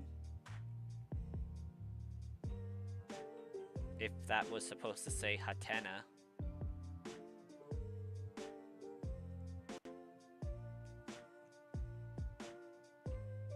And Maractus.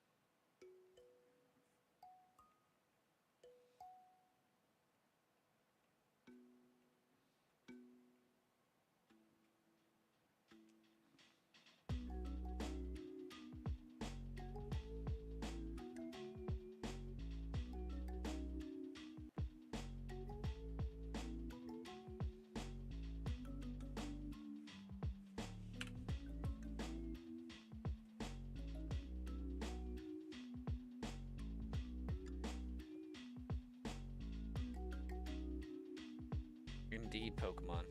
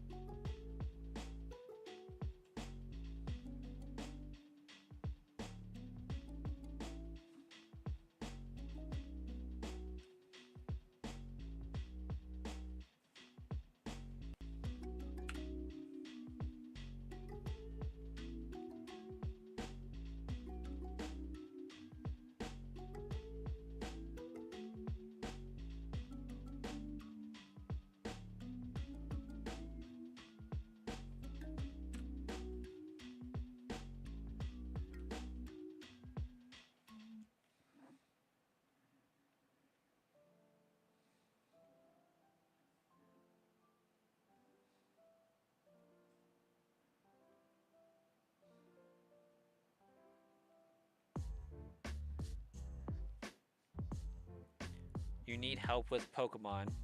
I gathered that much, but like, what specifically do you need help with Pokemon?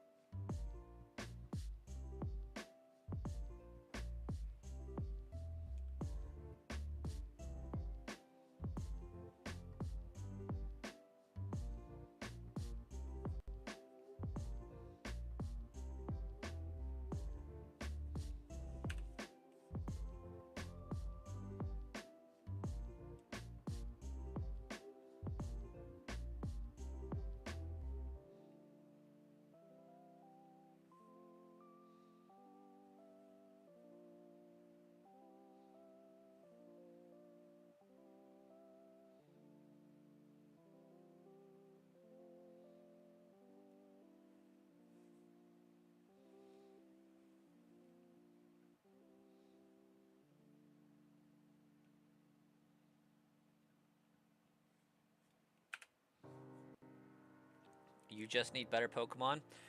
Which Pokemon game specifically?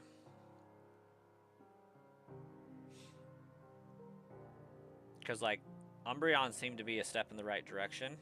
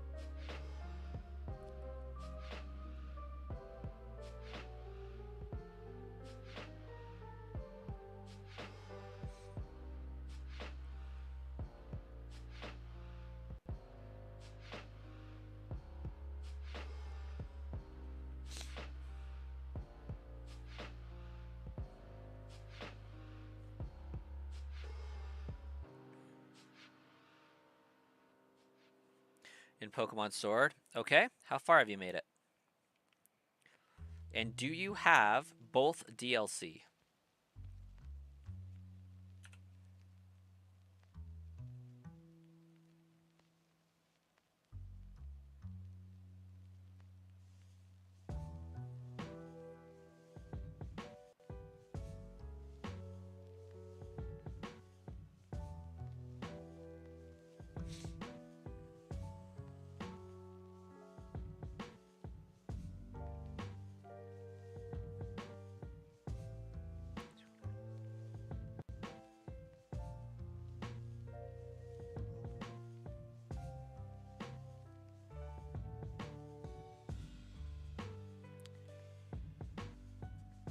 a few Pokemon you want on your team for the final boss?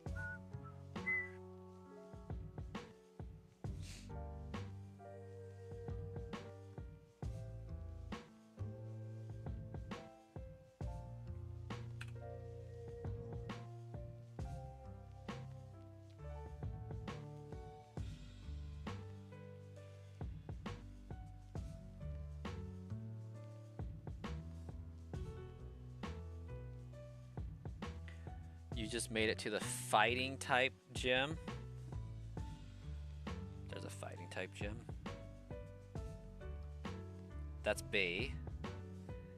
And if I'm not mistaken, she swaps out Alistair, which puts her at gym 6.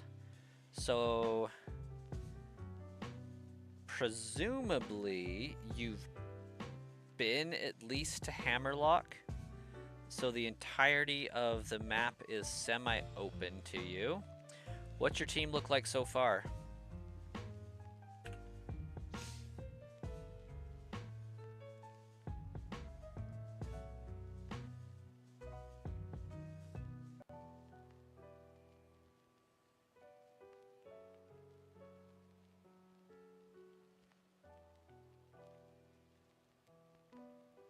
I think she actually might be gym 5, but you know. Está bien.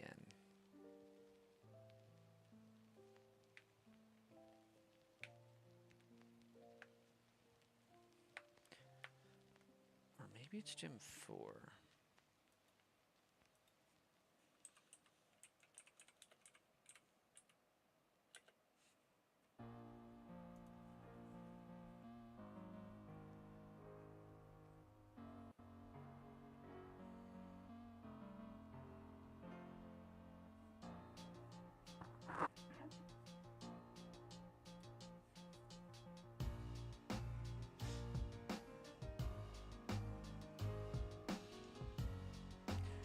Okay, so yeah, she's gym 4, so not quite having unlocked everything, I think.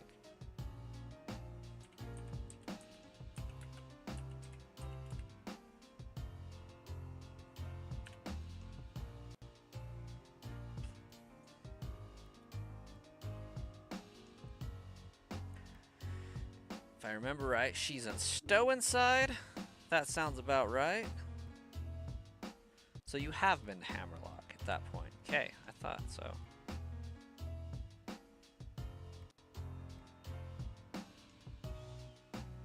Okay, yeah. What's your team look like so far?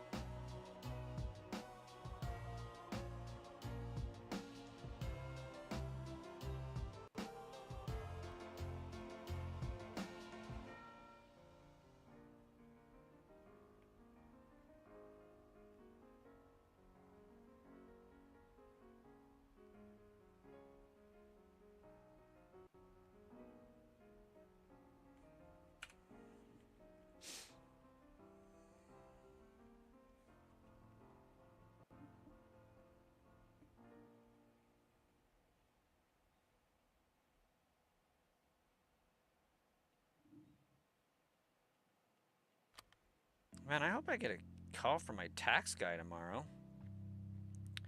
I want to submit my taxes. I am so late. Like, holy cow. I feel like it's been 3 weeks.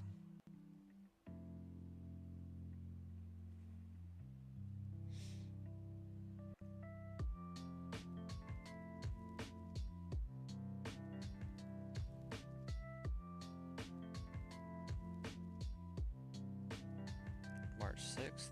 Maybe not. Maybe it's only been 2.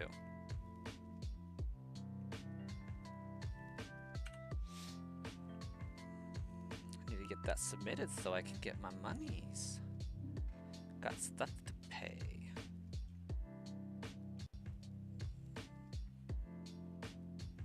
Your team is Gyarados, Dreadnought, Pelipper, Charmeleon, Cinderace. Hey, Ryland, welcome to the stream.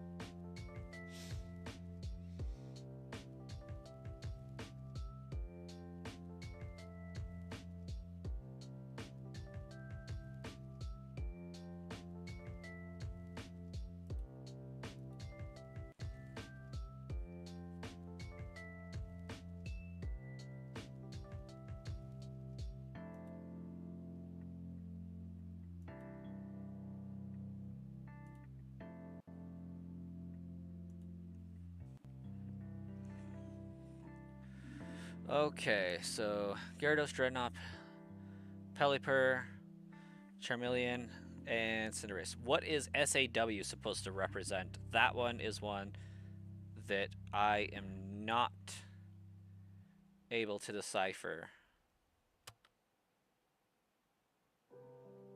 But I would say for sure ditch Pelipper and Dreadnought. Dare I say even ditch Charmeleon.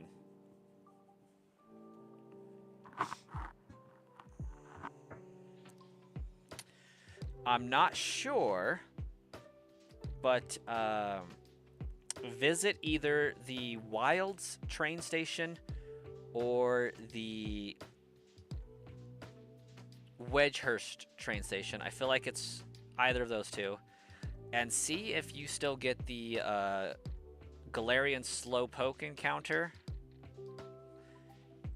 I would suggest catching one of those.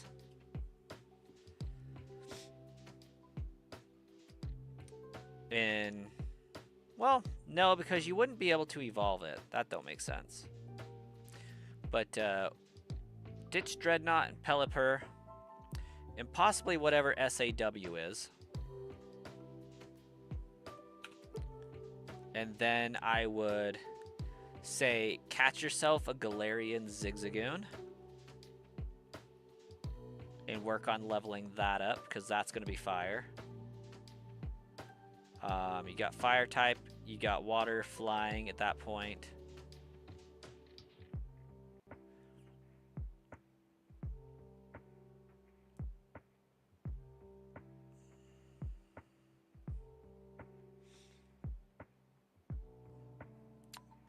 Maybe try a Sandaconda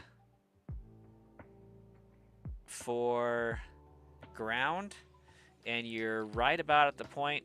I think you should be able to go into the Glimlet Forest, or whatever the crap it's called, and try for a Impidimp for Grimmsnarl. Oh yeah, definitely ditch Sock.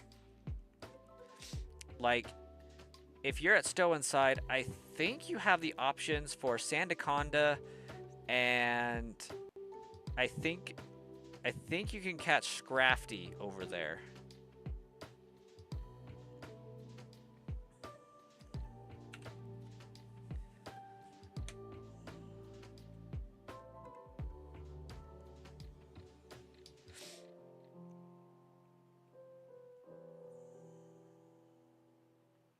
But like there are so many good Pokemon just wandering in the open area.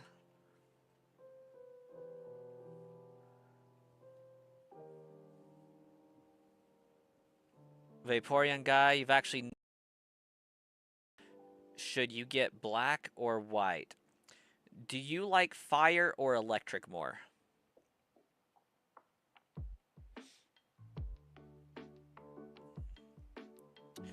Caden, I typically don't trade online with Pokemon.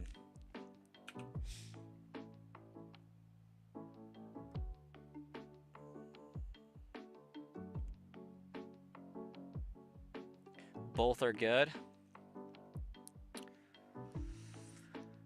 I personally prefer playing Pokemon White over Pokemon Black, but that's because I prefer to get Zekrom.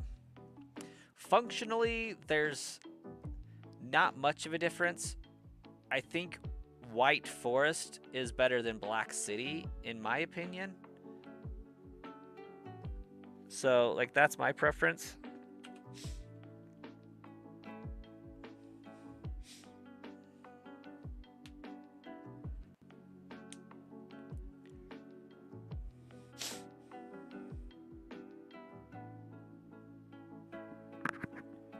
But as far as version exclusives, like, I don't know if there's any that are super memorable.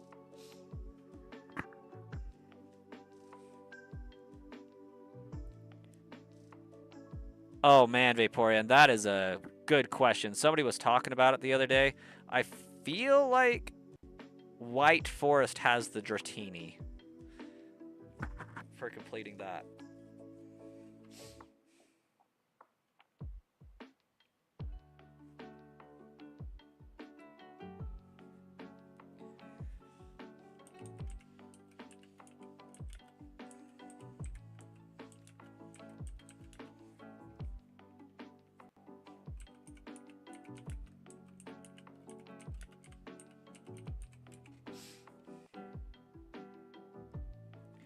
White is winning 2-0. Let's see.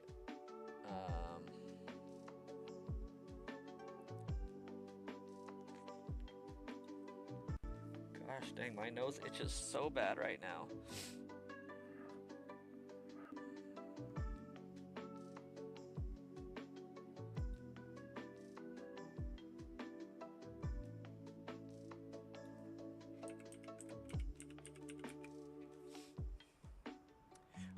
Ryland, my day was actually pretty good. How about yours? Let's see. A guaranteed shiny Dratini can be obtained in Pokemon White 2. And Gibble is Black 2. So there is a difference between White and White 2.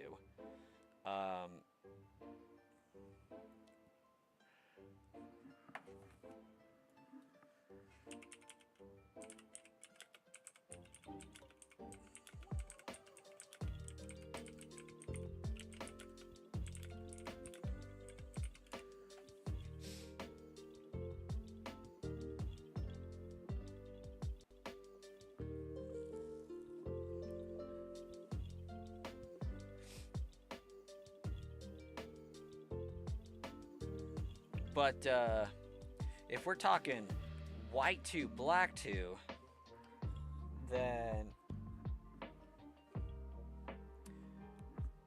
White 2, you actually get Reshiram in.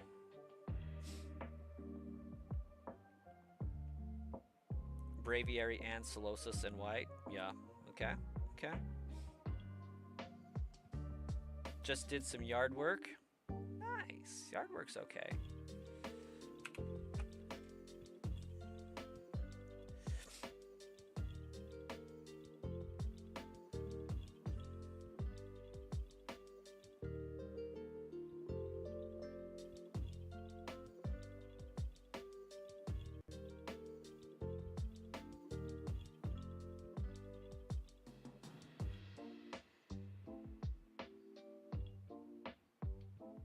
And Black has Mandibuzz and Gothitelle. I can agree, I never have been a fan of either of those two. Gothitelle just...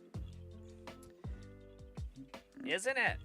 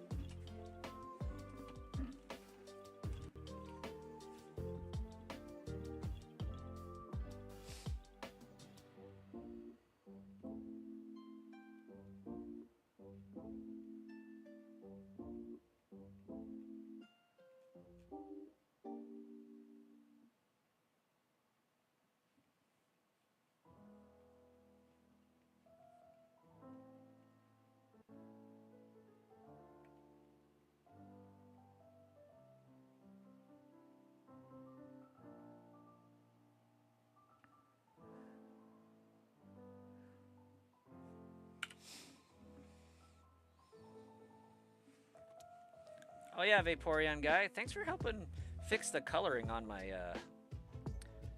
gameplay here. You're the only one out of the 3 people that commented on it that like could actually describe what was wrong.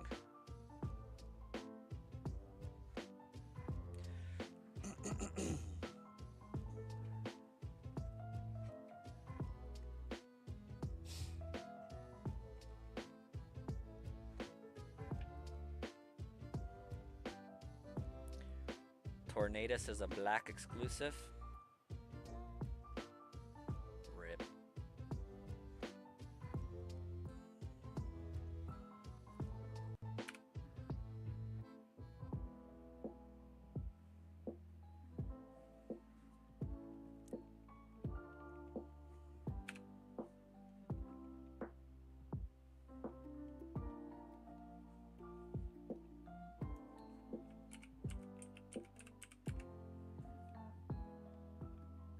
You're thinking of doing a shiny run on Pokemon Shield? That's a decent game in which to do one of those, honestly.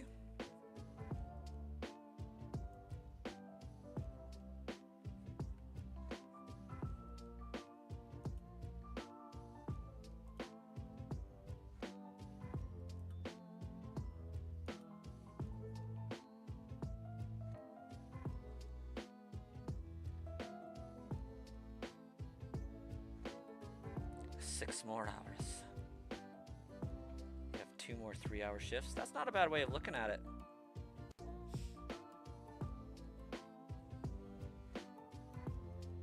The starters are shiny locked? Yeah, a little bit. Like this kind of suck. You're doing a shiny run in Platinum? If Turtwig shined? You like Turtwig? Wait, did we just hit the 30 like goal? Ain't no way.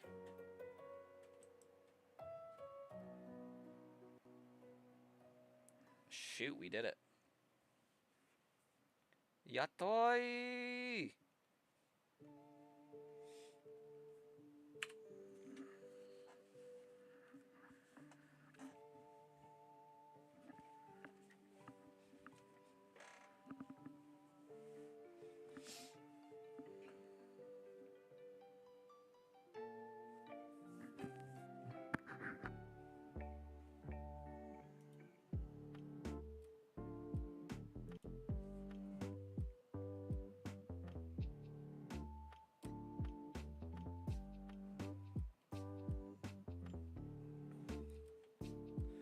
No, following Platinum, it's a patch that adds the following Pokemon from Heart Gold, Soul Silver. Oh, gotcha.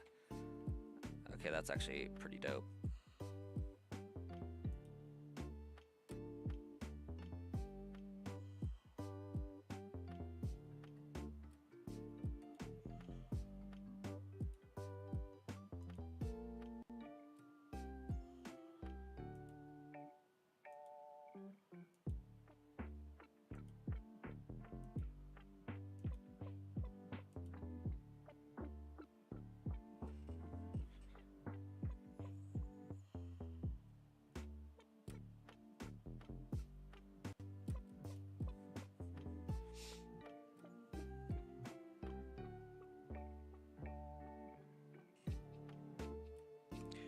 can see your shinies walk alongside you in real time. It's one of the bonuses of modern technology, I suppose.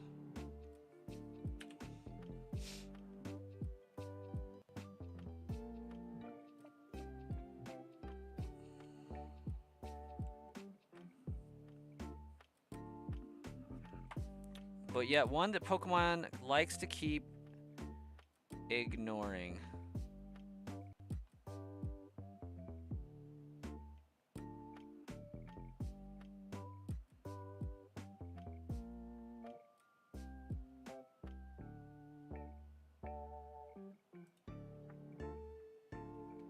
There we go. That's what I was looking for.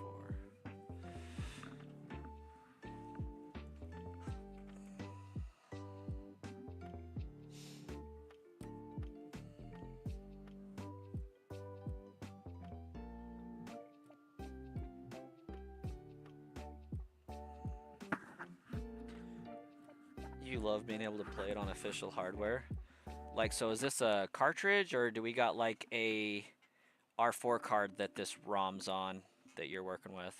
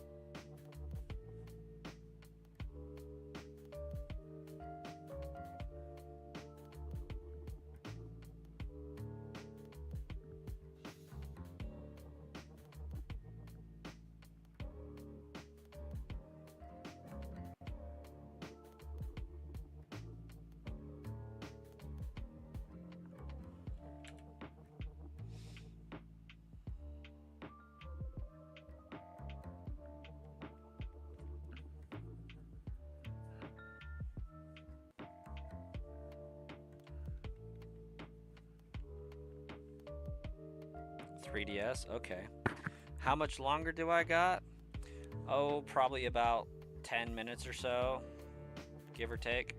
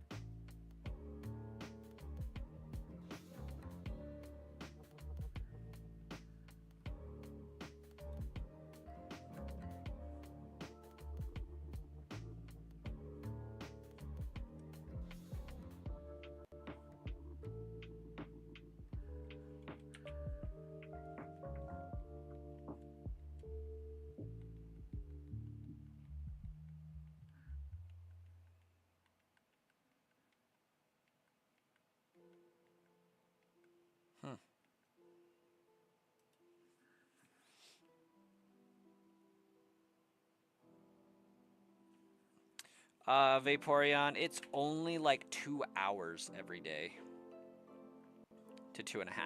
So that's how. These encounters are taking quite a bit longer. Nidoran actually, you know, when I was hunting in Route 3, that Spearow, 6 hours I had almost 1,000 encounters.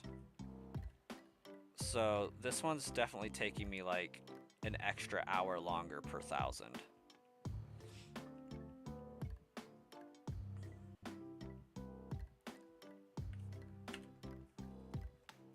But I do feel like it's going slower than it should.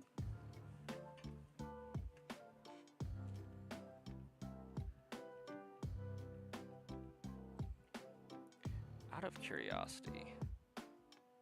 Okay, my text speed is fast. Battle scene. Oop. Set. don't know if that's actually gonna help much, but you don't want to delete your aura save.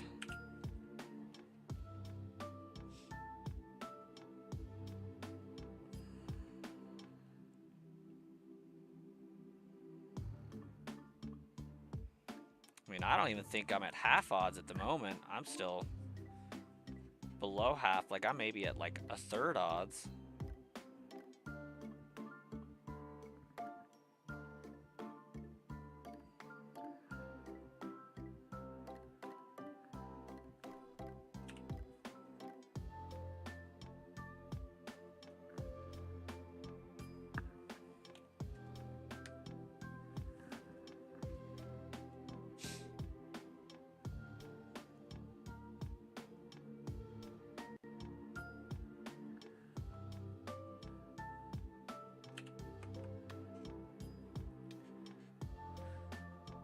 This is normally where if I was doing a normal shiny hunt, I would probably just turn on a recording and do some hunts off stream and just record it.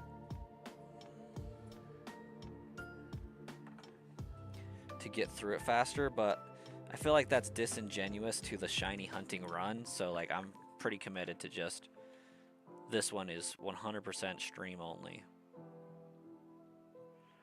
You've done 460 encounters for Turtwig over the course of at least a few months.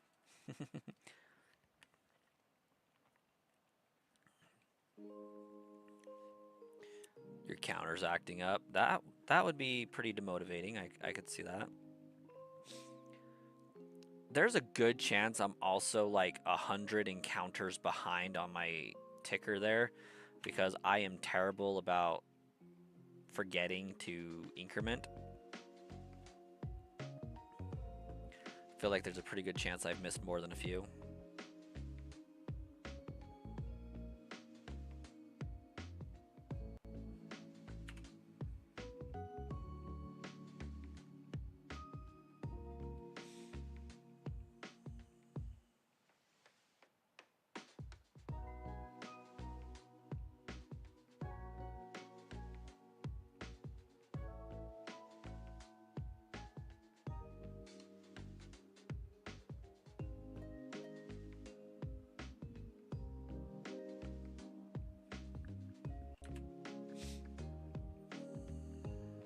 How did I get a smoke ball? You can buy it from the game corner in Celadon. So I kept running into Doug Trio and I couldn't run from that. So I was wasting a lot of time. So I made a decision just to progress until Celadon because you can do so without Surge, and went and got the smoke ball so I could run from Doug Trio. What that ended up doing was making it so that for the fairness of the run,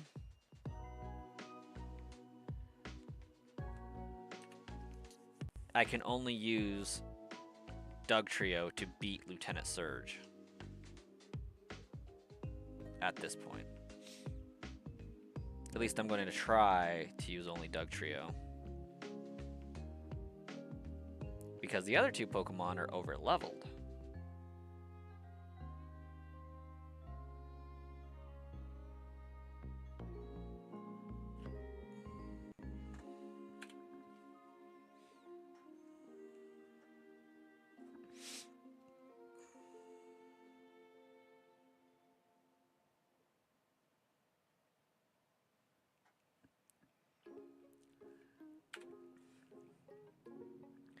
And I mean, if I want to skip, how did I get Venusaur before Surge?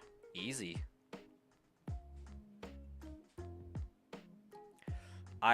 Because I progressed through the game to get to Celadon, I had to battle all of, like, a good amount of trainers on Route 6 and in Rock Tunnel.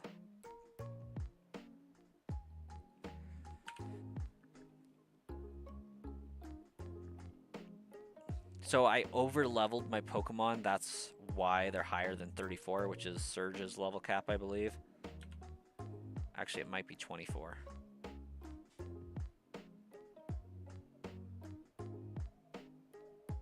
No, 24 is Misty. Venusaur. What is Surge's level cap? Maybe it's 28.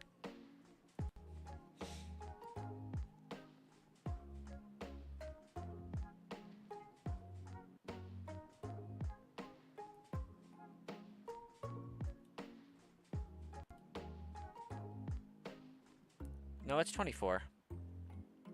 Okay. Yeah, he's 24, which is weird because Misty's... Ouch.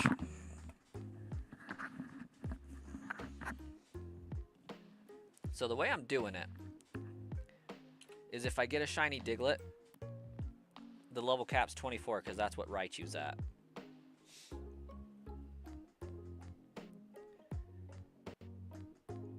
But if I catch a Dugtrio, that's just the game telling me that I'm giving this to you. Because then it'll be level 29. And I don't know when Diglett evolves.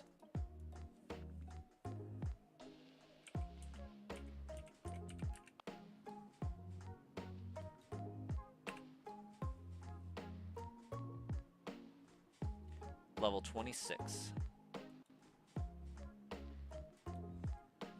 Which does so happen to be within my tolerances. I set the rule to say I can't be more than 2 levels higher than the gym leader. Just a little bit of a difficulty. That way I can't just overlevel my Pokemon and power through.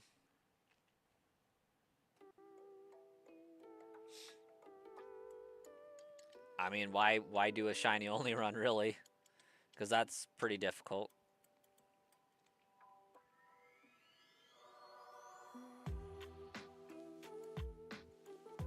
Because, I mean, if I didn't have a level cap, then I would be leveling my Charmander until, like, it was level 18 just to beat Brock.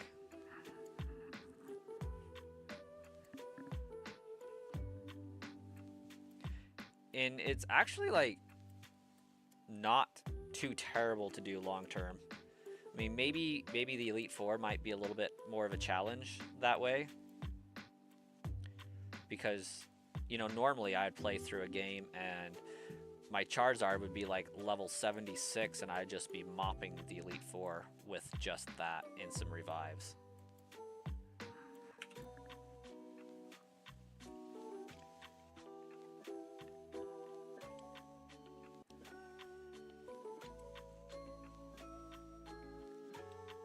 You can barely beat the game normally, and people are over here playing Nuzlocke with level caps and only baby Pokemon.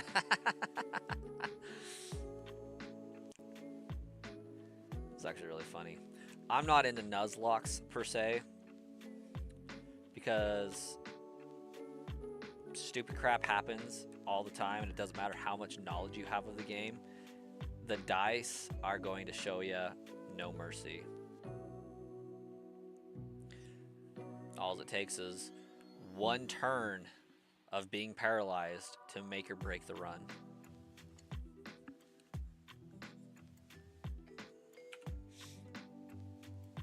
User, this is a waste of time. This is performative because you can easily cheat and get any shiny you want. How so exactly? How do you figure? You mean as far as like I could cheat and get it, or like currently cheating to get it? But like, more to the point, the essence of YouTube and people watching is performative and entertainment. So like by that standard, I don't think you're wrong. But while I could pop this on my Switch and save inject any shiny I want, yeah, but they'd be not legitimate. They would be cheats and hacks and not a challenge. nor fun to have, really.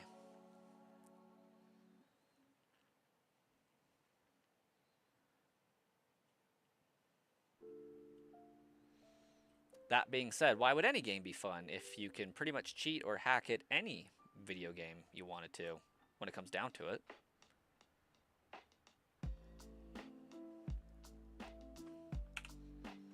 Why would books be fun when you can watch a movie?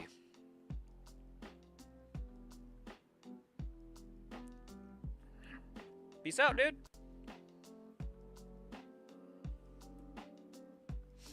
I don't gotta prove any superiority. It's just what I like to do for fun.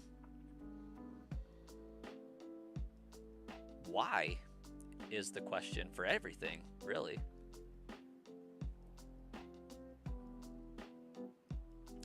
Why are you having a superiority complex on YouTube? You came into my chat.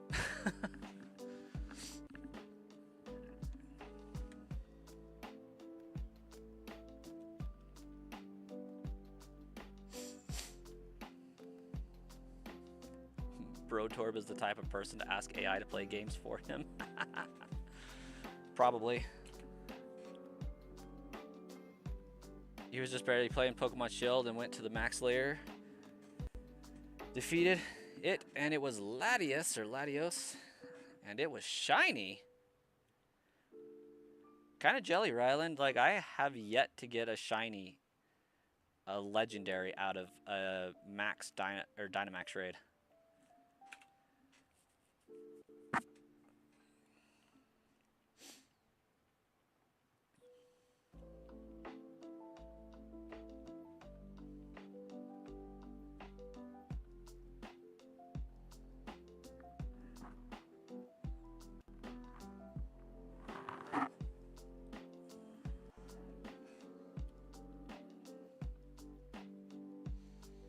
I do like how whatever user's name is said it was a salad. That implies that it's somewhat healthy to have heard.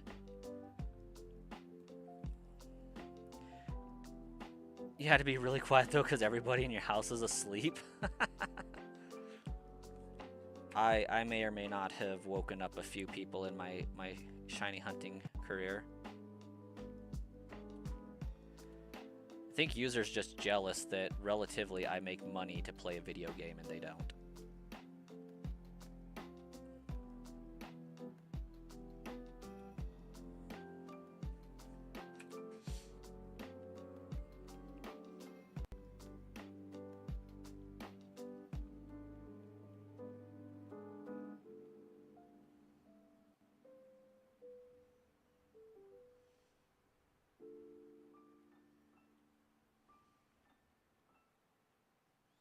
Can cosplay Pikachu be shiny? Not that I've heard of. But now that you mention it, like, I'm not remembering how you even get cosplay Pikachu.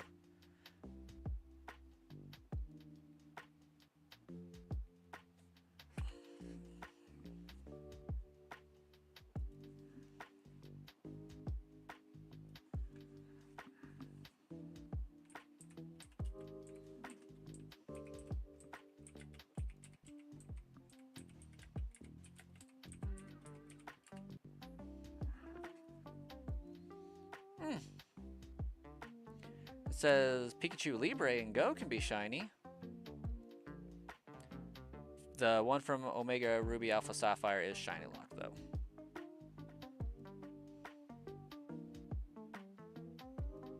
Can't wait for the Gen 10 Pikachu clone.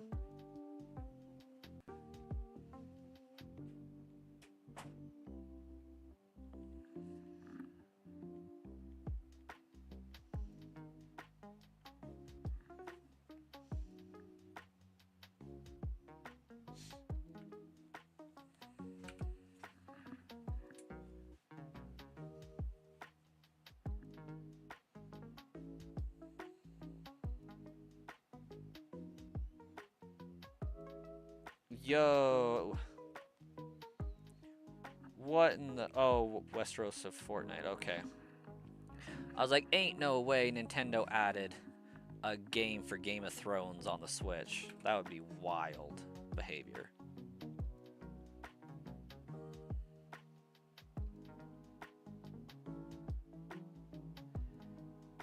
The Pikachus in the ad for Gen 10 were shiny. What's a Tarsier? Is that like a little flying squirrel thing?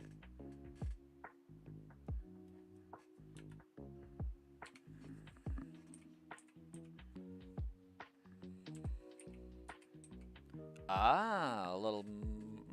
it could be. A little monkey thing. Primate.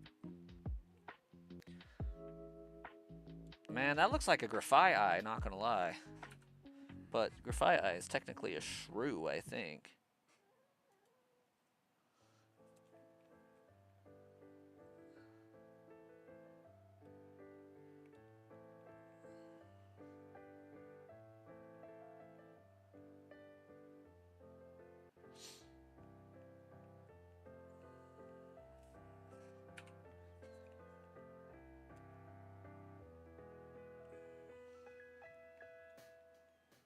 I mean, I can see why it's endangered. That thing looks like it has the survival instincts of a potato.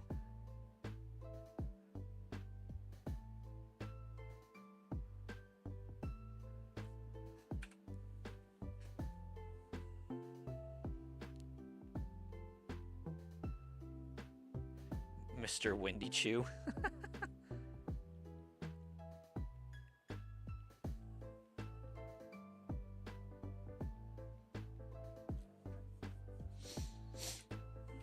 I mean, I guess Pachirisu is a squirrel instead of a mouse, so I don't see why it couldn't be a mouse-looking primate.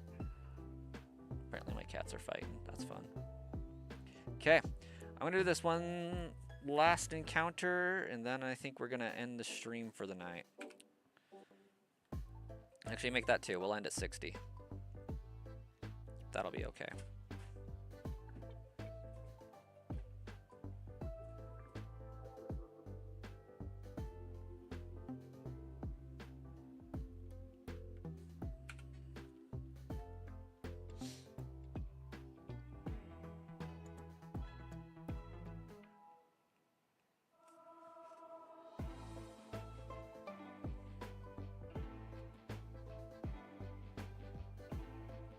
Alright. Another day ended with no shiny luck. That is okay, though. We owe a little bit of a grind to the game, so it'll be okay. But we'll catch you guys in the next time we stream. Probably tomorrow at about 2 p.m., give or take. And hello to Mexico City. Bulbasaur for 23 days. Get some good luck, Elk. Or El Checo. Yeah, shiny full odds is no joke. But we're here for the struggle. We'll catch you guys next time.